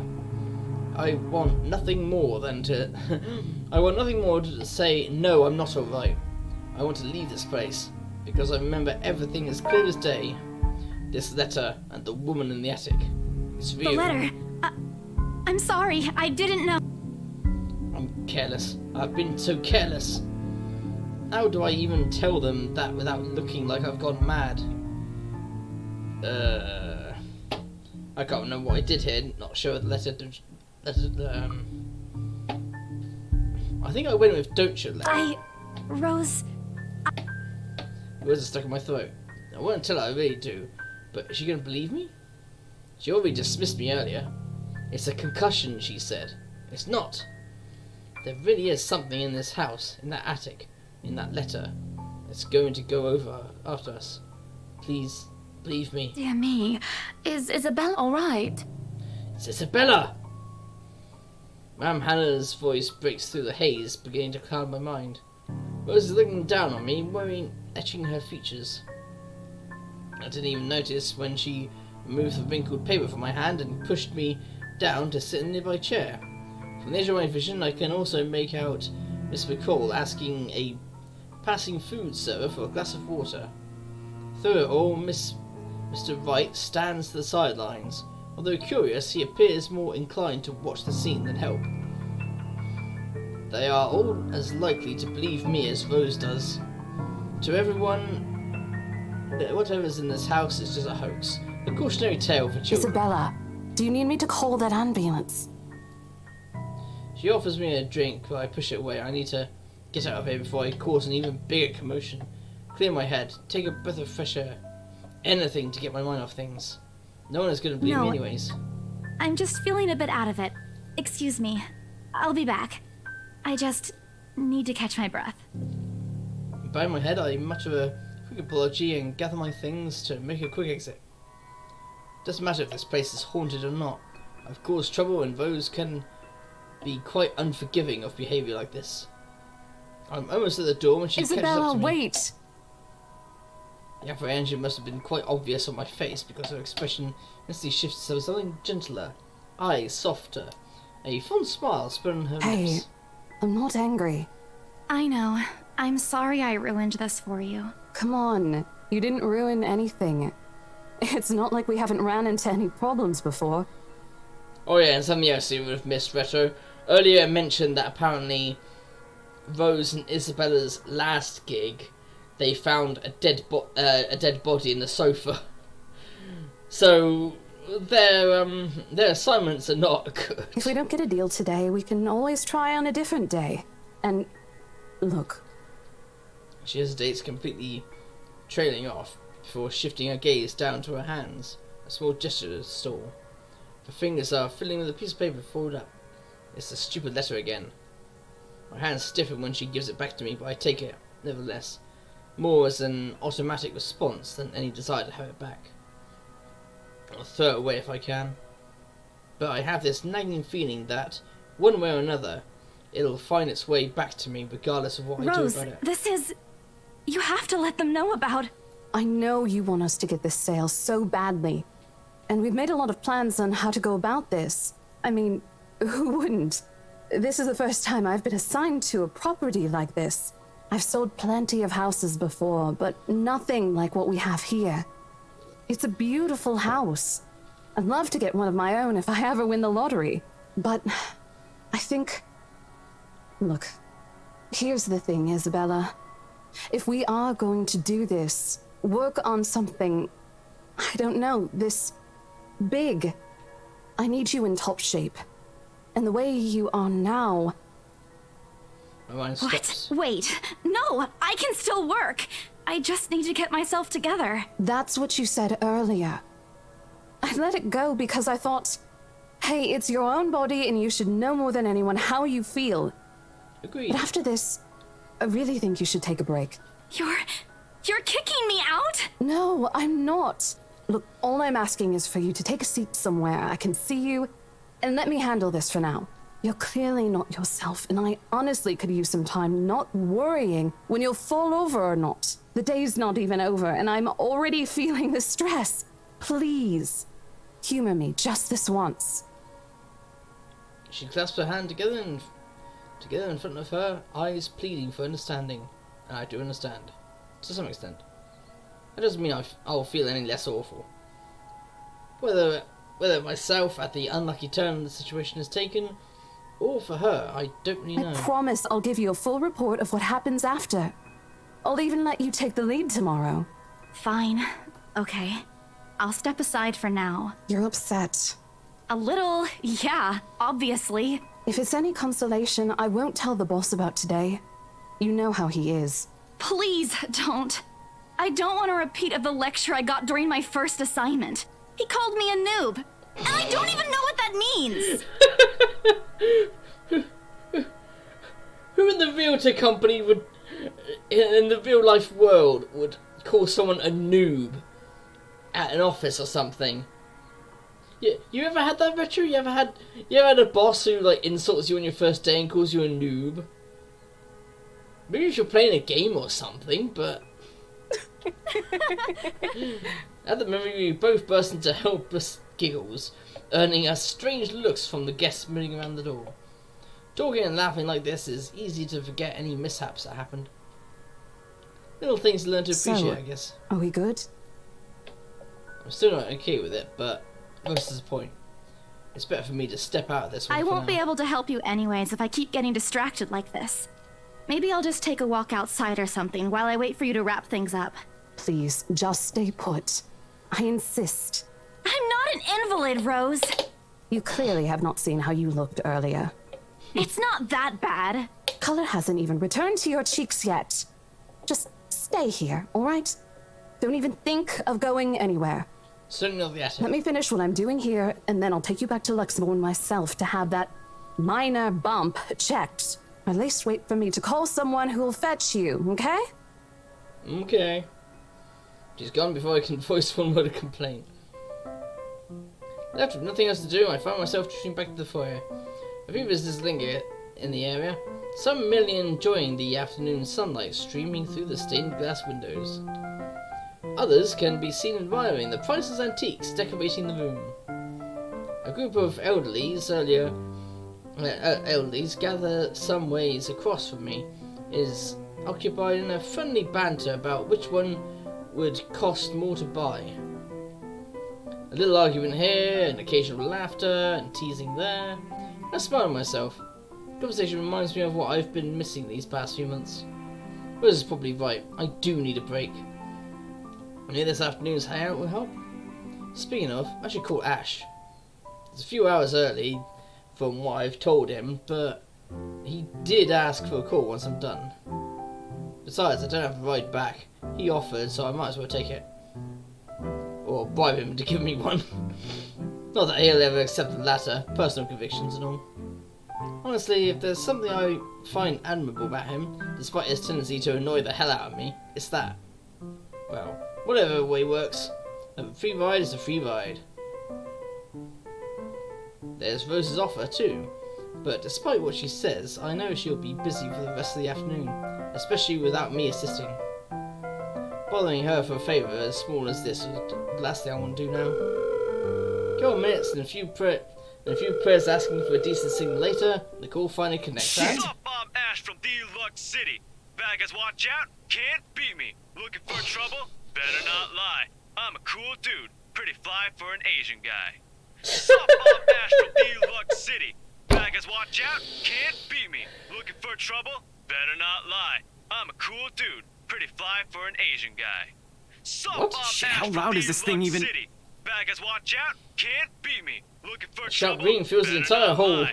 I'm a disrupting cool the dude, pleasant pretty quiet fly for an Asian that has guy. settled. Sup, I'm Ash from Soon Deluxe enough, City. heads Baggers, begin to watch turn out, and search can't the beat me. source, mine Looking for included. trouble? Better not lie. My I'm a eyes cool dart around dude, the small pretty crowd fly for an before Asian zeroing guy. in on a lone figure Sup, crouched I'm behind the Ash same from group of Deluxe old people City. shaking out Baggers, the day watch calls out, moments can't ago. beat me. Looking He was for facing trouble? away from me, Better not fumbling lie. with something in his I'm a hands. cool dude, pretty But I fly don't for need an to Asian see his guy. face to know who it Sup, is. I'm Ash from Deluxe Oh, City. I'd recognise that Baggers, watch dumb out, Parker can't beat me. anywhere. Looking for trouble?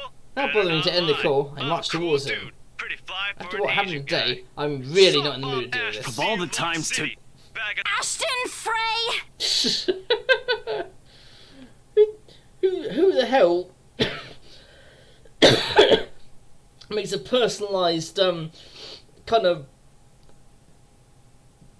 I mean, what was that? What was... I don't even think I'd call it rap. Pretty fly for an Asian guy. What happens next is something I'll surely regret later for having not recorded. He jumps, lets out an undignified yell, followed by his phone slipping out of his grip. He bounces from one hand to the other in a poor attempt to catch it before ultimately falling flat on the floor with a resounding clack. I kind of feel sorry for the phone and the floor. And it's not every day that you can catch someone like Ash off his guard and get a reaction. Damn his stupid detective senses. I will take every ounce of victory I can get, no matter how small. Ha! No awkward pause passes between us. A blink. A cough. He makes a face. And then, in a too-quick motion, he ducks and retrieves his abused gadget, while a grin threatens to break out from my lips. He doesn't meet my eyes when he straightens, but a flush has crept up his neck and cheeks. In another universe, where we hadn't known each other for 5 years and suffered through his teasing, isn't a day-to-day occurrence, chances are I'd find that adorable. Well, I personally find that adorable. That guy is annoying. Yes. Endearing, even. Unfortunately, this isn't that kind of world. The way things are, I'm already content to see him out of his obnoxiously calm and collected Hello to you disposition. too, scaredy cat. I could stand to be greeted like a normal person, you know. No, you couldn't. What? And miss that look on your face? No way. Oh man, I should have taken a picture. I am so honored you find this funny. Is that how you treat your guests? I think I need to talk to your supervisor. Talk to yourself. You aren't even a guest here. What are you doing here in the first place? For a moment, he looks like a cat that swallowed the canary. Suddenly, checking every nook and cranny in his phone for any damages or scratches seems to be more interesting activity than explaining himself. Ash. I could be looking to buy a house. Yeah, I'm sure you have a couple of millions stashed somewhere up your ass. A mansion? Yeah, why not? Did you see the view outside? It doesn't look haunted to me at all. Ashton, I am not in the mood. What are you doing here? He chances a glimpse at the same point behind me. The parlour? He goes to follow his gaze, but before I can figure out what has caught his attention, he places a hand on my shoulder and turns me back. I just finished working on something, so I dropped by. I still don't see how his work had anything to do with why he's here.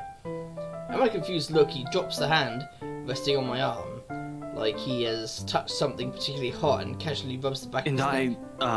I said I'll see if I can pick you up. Turns out I can. Free time and all. Uh-huh.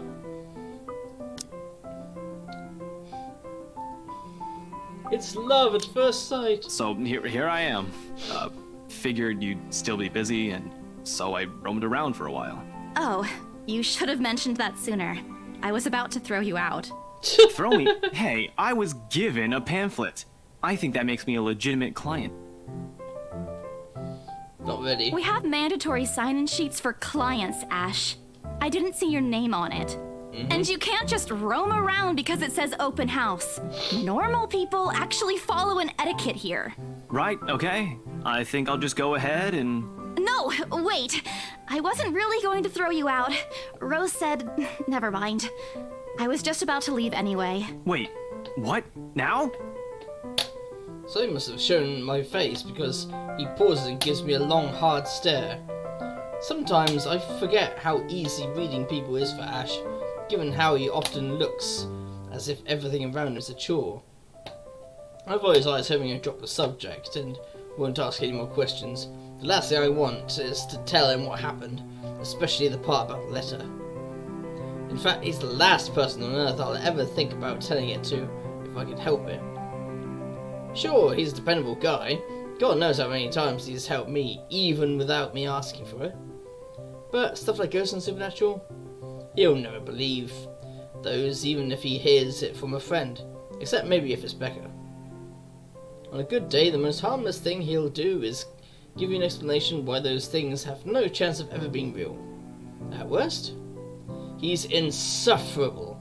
He'll poke fun at you every single chance he'll get. Ashhole. I do love that nickname she's got for him. Ashhole. What did I ever do to him? He never does that to Becca or Zach. I can already imagine how things would go down the moment I spill a word of what I saw. Nope, over my dead body. Before it catches his attention, I shove the letter deep in my pocket. What's wrong? Nothing. Let's just go. Doesn't look like a nothing to me. We still have Zach's movie tonight, remember? It's still early. And didn't you say your shift will end around 5 or 6? What about... Hey, Isabella, wait up! A rush of air greets me as soon as the main door opens. Not the usual autumn draft, but still a welcome change from the stifling atmosphere inside the mansion. Ash's footsteps are quick behind me, the soles of his shoes thumping hard against the polished concrete in an awkward cadence as he rushes to catch up. He calls out once, twice. The mansion still looms in the background, whispers calling me back, shadows beckoning.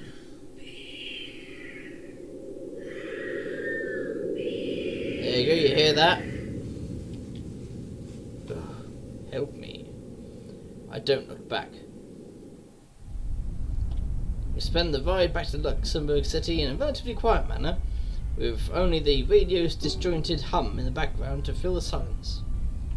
Occasionally, Ash will reach out to fiddle with it until the signal settles or it's on a respectable volume, but otherwise he doesn't say anything. Neither do I. However, if the furtive glances he's been sending my way are signs, I know there are things he's been itching to ask since we left the mansion. I keep my eyes trained on the passing scenery outside, in the small hope that my disinterest will dissuade him. Here. All of a sudden, he tosses something at me with a small compartment on the side. It hits me cleanly on the chin before I can make a move to catch it. A small package with a soft landing on the lantern set. Sorry. The glare I send him wipes the smirk about to form cleanly off his face. He clears his throat, focusing his eyes on the road again. I swear he did that on purpose. Ignoring him, I flip the half-forgotten package on my... I won't say no to free food, but why are you giving away cereal bars? Yangs! I always have one on my person, and you look like you're about to pass out back there. Have you eaten lunch yet? I don't even get a chance to deny it, because right on cue, my stomach rumbles loudly, and an empty, gnawing feeling in my belly becomes noticeable. No surprise there. I did skip breakfast and lunch so I could catch Becca while she was on the break. I was hoping to get a small meal after. I guess with everything going on, I just forgot until Ash mentioned it. It's not like the hollow feeling's new to me, though. If anything, this is one of the things I've gotten used to ignoring over the years, growing up. Thanks, then I tear open the package and start nibbling on the edge of the bar. By my acknowledging nod, Ash doesn't say anything after the small exchange. For that, I'm thankful. After getting an earful from both Becca and Rose, it's nice to be able to just sit down with someone who's not going to nag at you. How'd the open house go? The usual. We got a bigger crowd than normal because of the property's fame, but really, no different from the typical open house. On second thought, it actually looks like a fancy party more than an open house. I've never felt so underdressed in my life. Weren't you there? I wasn't really listening. I should have asked someone to kick you out. No, you won't.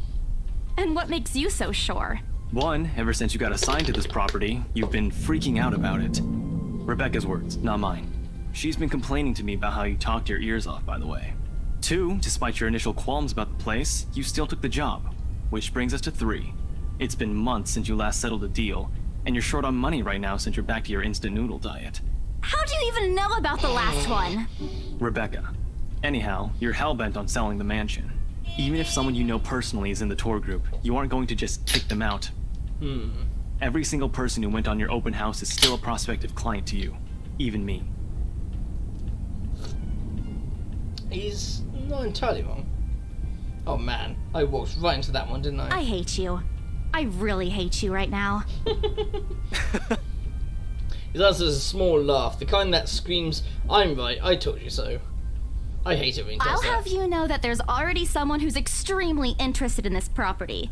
So even if you expressed any sort of interest in it, I don't think they'd be willing to let you have it.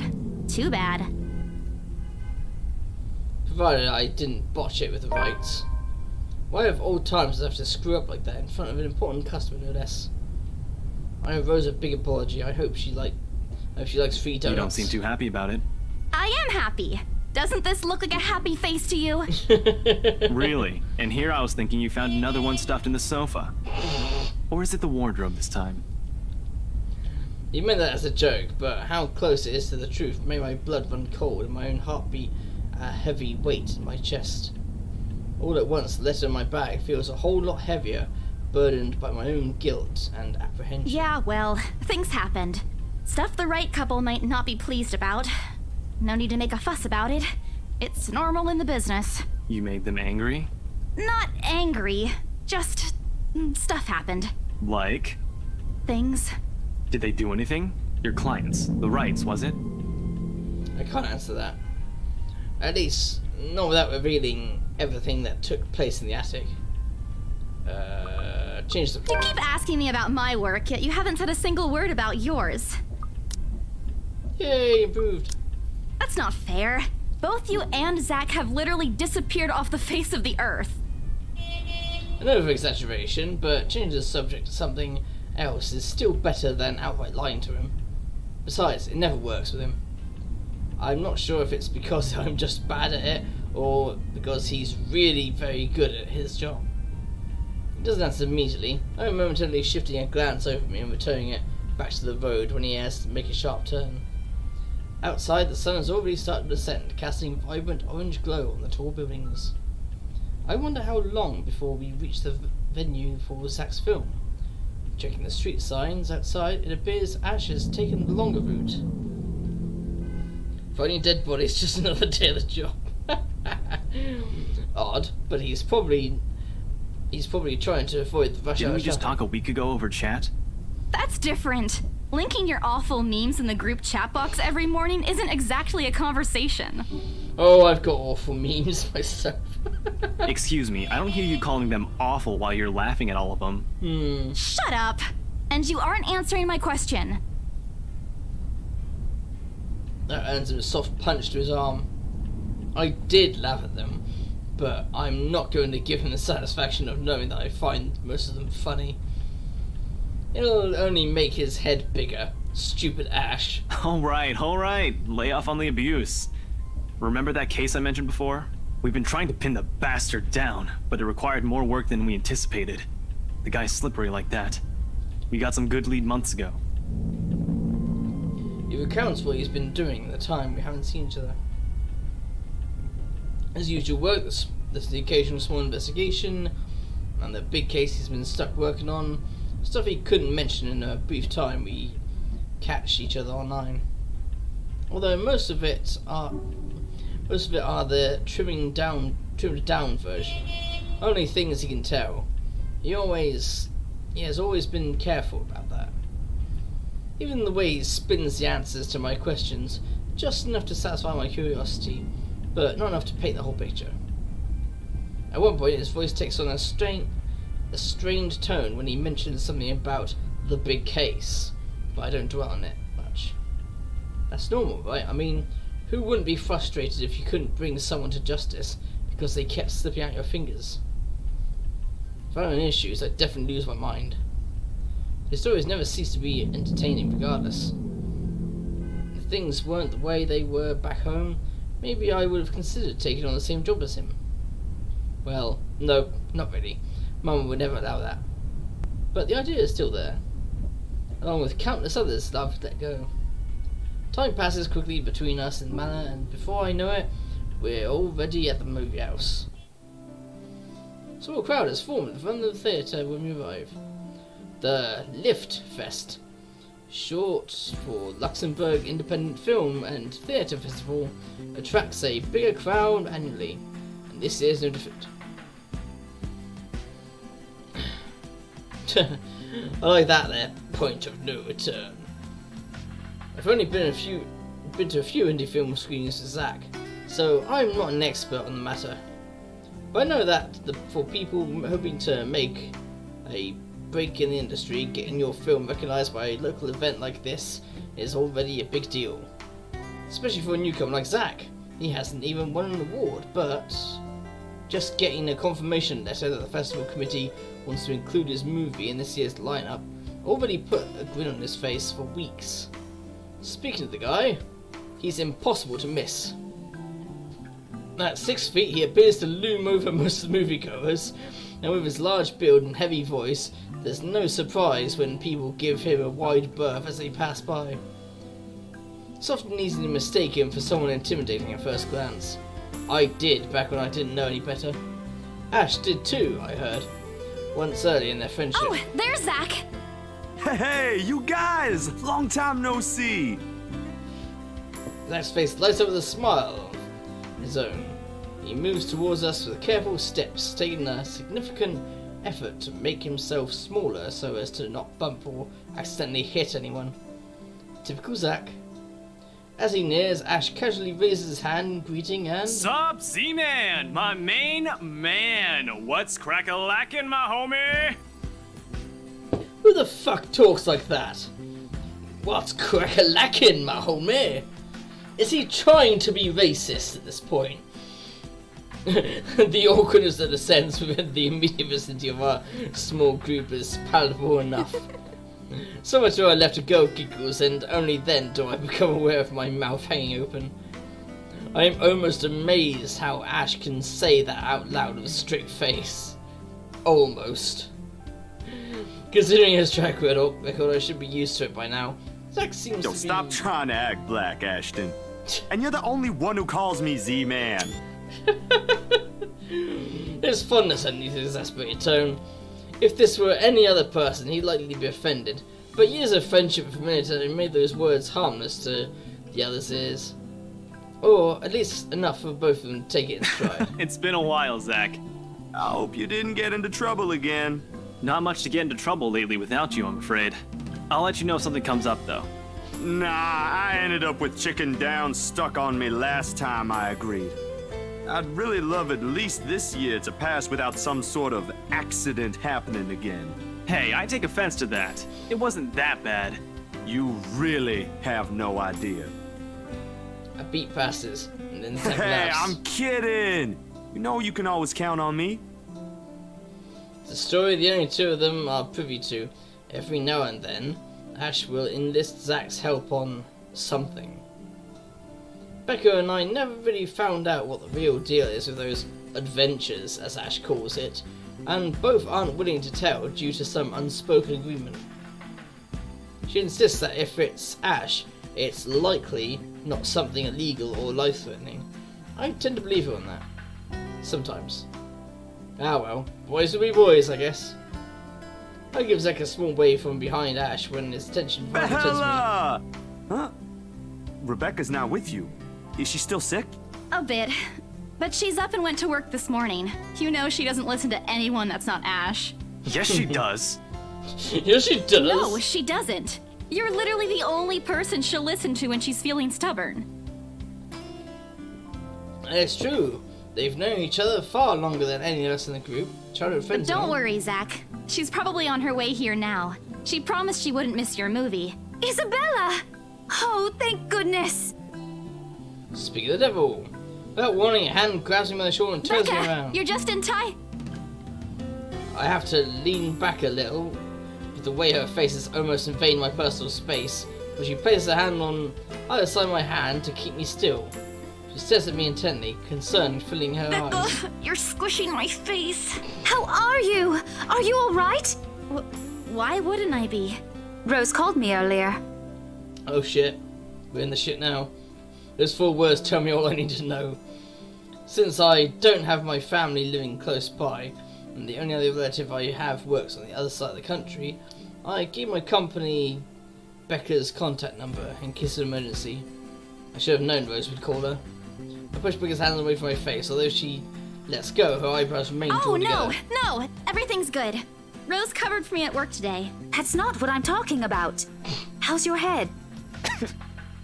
Besides me, Ash snickers. I bite back the urge to elbow him in place of trying to avoid Becca's hand as she tries to reach out for the second side area. I do my best to dodge her all at once, moving to hide behind Zach. Sorry for using you as a human shield, Zach. Oh, it's nothing. I just slipped off a few steps on my way down. I blacked out for a few seconds and had a minor bump, but it's just that. Yeah, I just blacked out, nothing serious. You blacked out? It's not something to brush off. Come on, at least let me check it. It's extremely minor. You wouldn't even know it's there. Isabella, this isn't a laughing matter. She did look pale when I saw her. Wow. Thanks a lot, Ashton. You traitor. I'll get you back for this. Just you wait. What? I'm just saying it as it is. If you mentioned this earlier, we wouldn't be having this conversation right now. I'm sorry. Saw her? Yeah, they arrived together. Bella looked fine to me then. I don't know. Something crosses Becca's face, but it's gone before I can figure out what it is. Oh, that's good. At least she didn't have to travel alone, right? At least. Good. See? I'm okay. I wouldn't be here if I wasn't. And I don't want to miss Zach's film. We can always watch it some other time. Sorry, Zachary. No, it's good. But you guys should really keep it down. We're starting to attract some attention. It's the premiere. The premiere's different. Right, Zach? I shoot with a pleading look. Zach's a sensible guy. He'll understand. Please understand. Not really. But Rebecca has a point. In the end, I think it's your call. Oh, for heaven's sake! Please, Becca. I really don't want to miss it. You're not missing it. We're just moving it on a different day so we can have a... Look, you guys. Ash's loud sigh unexpectedly cuts through the conversation. He's pinching the bridge of his nose as he speaks. Something he usually does when he's getting impatient. If she says she's okay, then there's nothing we can do about it. It's not like we can stop her either. Besides, she's still acting like the same old Isabella to me, if she can still run around like that. Why are you taking her side? I'm not. But if she wants to watch Zach's movie with us, I'm not going to stop her. She's probably the one looking forward to it the most. Ash, that's... You, of all people, should know... Tell you what, if I notice something amiss with her, I'll take her to the nearest hospital myself. Is that good enough for you? I already know the answer before Becca voices it out. When, at last, she releases a deep breath and nods.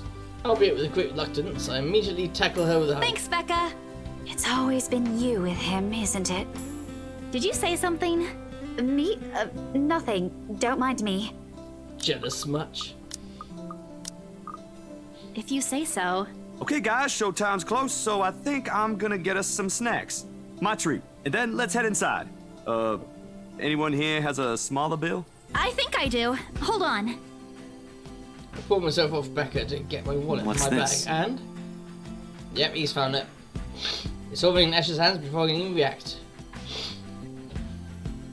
Behind him, Becca and Zach are both giving the piece of paper an intrigued look. Give it back! It's just a paper. I don't care! Give it! Looks ancient, too. Why do you keep this around? I try to reach for it, but he holds the paper way above his head. I've never been particularly sensitive about my own height, but right now I really wish I had the advantage over him. Don't open it! What's the big deal? It's not like it's a love letter.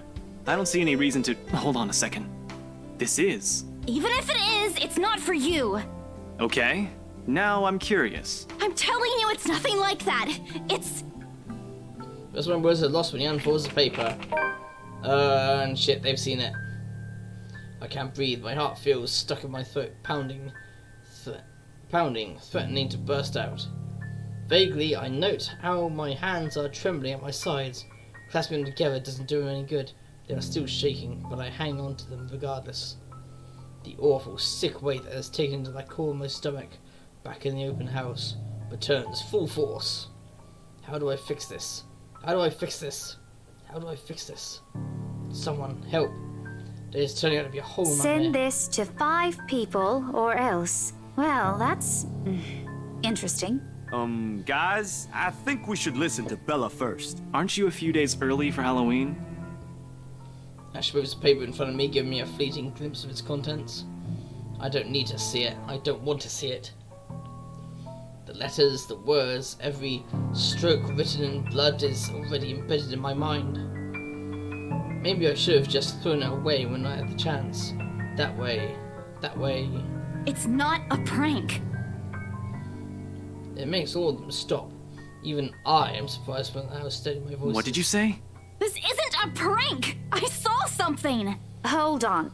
Are we still talking about this paper? Or is it about the urban legend again? Both. I know it sounds ridiculous. You're saying this is a primitive version of a chain letter, and now that we've seen it, we're now cursed. You've got to be kidding me. See? This is why I didn't want to tell you guys. Isabella, aren't you taking this a bit too far? It's not a joke! Will you guys listen to me first? I saw something in the house earlier. It stood right in front of me. With nasty, disgusting, rotten feet. If I hadn't gotten away, that thing might have... Right. And in broad daylight, Isabella. Even someone gullible would find the logic in that screwed up. There's also no way in hell that this supernatural shit is true. But it's real! What do you think I saw? A hallucination? A delusion? Didn't you say you fell down some stairs? So maybe Rebecca's right. It happened after, when I was trying to get away. I almost got stuck in the same room with that thing. We're all in danger. I thought you were my friends. Why don't you believe me? We are, and you know that. But this thing and that thing has got nothing to do with the other. When Rose called earlier, I thought she's just exaggerating. But based on what I'm seeing right now, maybe it's better if we really postpone this for now. Don't bother. The word I snatched the letter out of Ash's hands and stuffed it in my bag with more force than necessary. I'm tired.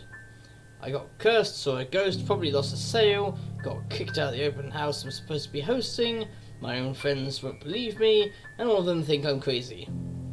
To top it all off, there's a dull ache at the back of my head begging for a little attention I can't afford to give right now. Honestly, there's only so much a person can take within a single day. I just want to go home, curl up in my bed, and never think about today.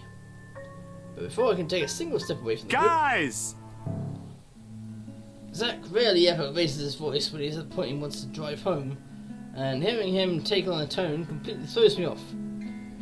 Even Ash and Becca. Whatever harsh words just came out of the argument immediately die on our tongues. Why don't we all calm down first? I'm sure Isabella has her reasons too. No need to be hard on her. And hey, ain't this supposed to be a happy get-together? We haven't seen each other for months. I'd really love to know what y'all have been up to. Please. Nope. He has a point. Ash, for all his attempts to look cool and distant, has also been looking forward to this. He even took the time to call this morning as a reminder. He never does that. Becca too. I'm pretty sure that's another reason why she got out of bed today. Yet, despite Zach's attempts to lighten things up, or Ash's and Becca's acquiescing gestures, the tightness in my chest remains. I should have just kept it to myself, or at least went with the idea that it's a prank. They ever did, things might have turned out the way they did, the way they had. No sour mood, no bad vibes. Careless, so careless. Maybe leaving is the better decision after all this. Stay for the movie. At the end of the day, I assume he's going to go straight home. But this is something special to Zach. Something he worked so hard to bring to life. I should know better. I might be having a bad day, but being with a few people I care about outweighs the idea of spending the rest of my day throwing a tantrum alone in my room. And what if the thing in the attic follows me home? I don't want to be left with my thoughts either. I can still see it whenever I close my eyes. And maybe if I stay, let our heads cool down first before telling them what happened, they'll listen to me? There's nothing you can't solve with a calm head. One step at a time, Isabella. That's what my mama used to say. Besides, I don't have the heart to ditch Zach. The smile is back on my face when I look back at them. If we keep arguing here, we're going to miss the first few minutes. All right, that's the Isabella I know. Oh, good. I thought for sure you were going to cry.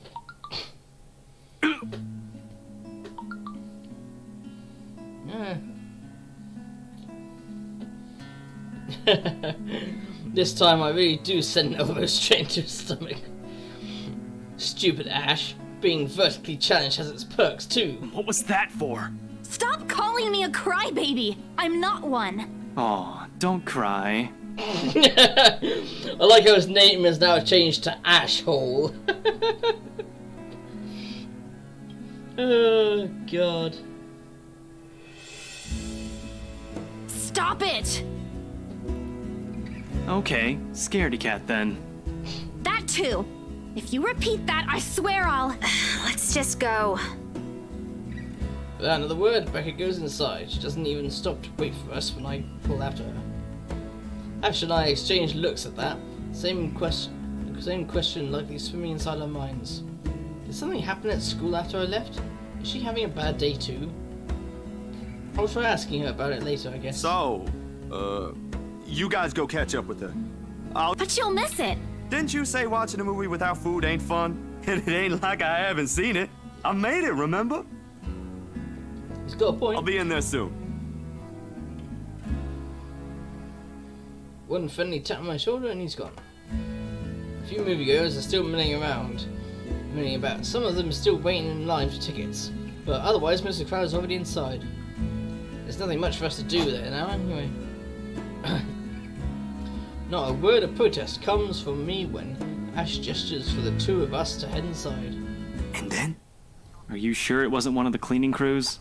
Absolutely sure. Somehow, halfway through the movie, the conversation steered towards what happened in the mansion.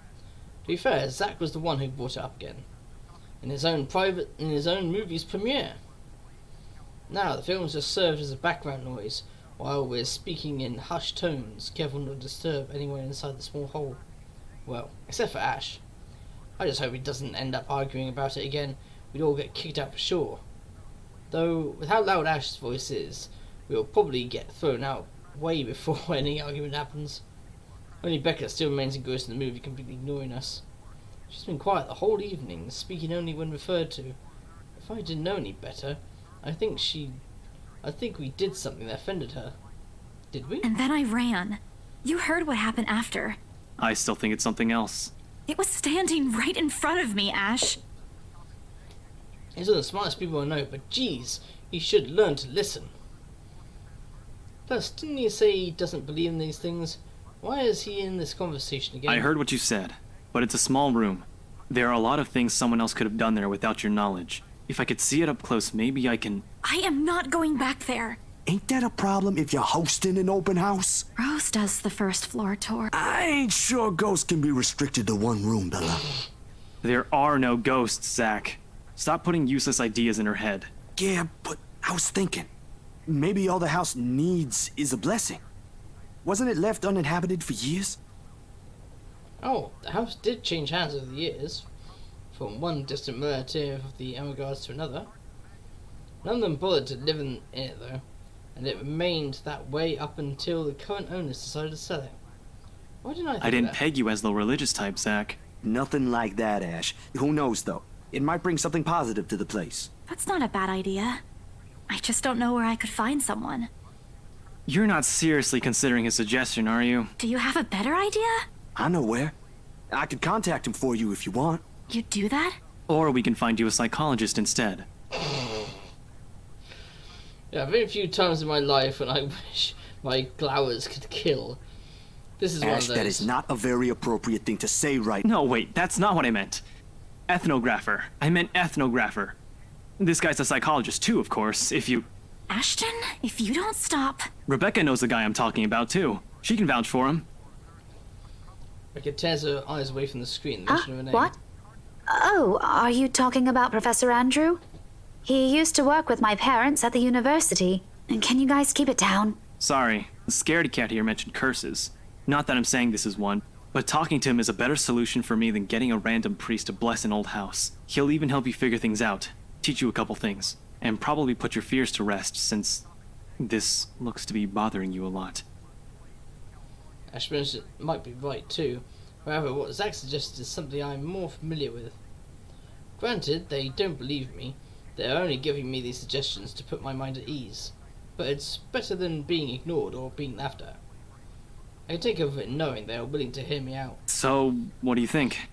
It's your call. We'll go with whatever you want. I don't know.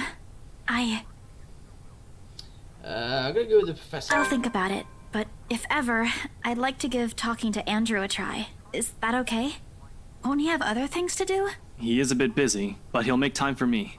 He's my go-to person when I'm stuck in something. He won't mind if I bring a friend with me this time. If you're sure.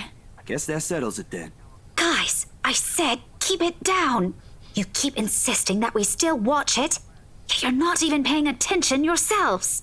It ain't a big deal, Rebecca. I'm the one who broached the subject in the first place. It's still your film, Zachary. A good film, mind you. You worked hard on this. The least we could do is watch it with you. And that's what you're all doing.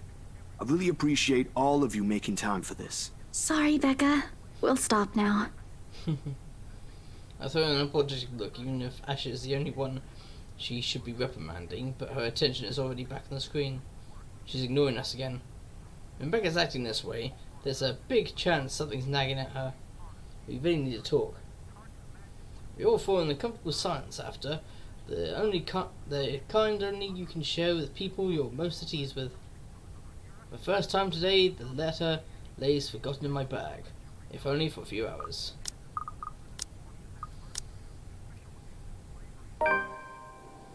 Night has fallen by the time we arrive at Night has finally arrived by the time we exit the house. Exit the movie house. Despite the late hour, the streets are still bustling full of people. Those about to head home, those set to meet people, even those simply wandering about. Walking in the sea of unfamiliar souls, it strikes me how easy it is for one to get lost in a city of as nondescript as Luxembourg. I was afraid too, at one point, and back when I was new and had just set foot in this place. Now with familiar faces walking with me, it feels a little like home. Zach and Ash bid us goodbye shortly before Becca and I crossed the other side of the street. It's bad drinking all that soft drink. I think I'll end it early tonight anyway because I need to help. I need to help Dad with his legs. Where's There it is. Right. Let's go for an early raid. Might find something a bit more interesting, and then I can get to work and Dad's legs and stuff.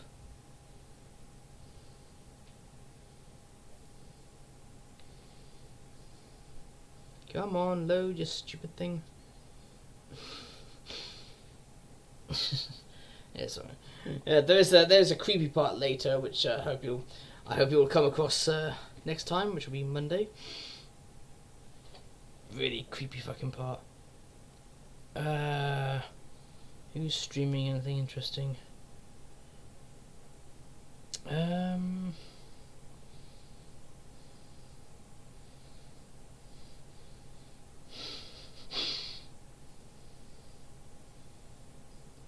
What's Lucy Love doing?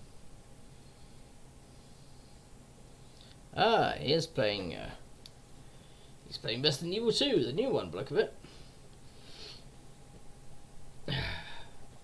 Now I just gotta lid this up. And hopefully it does it before I wet myself. I don't want to get up in the middle of the stream and bloody go to the bathroom, waste my time. Waste your time, I mean. Might be an item here, hang on. There's usually a first aid spray there, yeah. Yeah, okay, so it hasn't changed. Yeah, oh no, yeah. there's gunpowder here, holy shit. Yeah, like the wallet, the item looks like on the floor will look the same, but it's when you that it changes.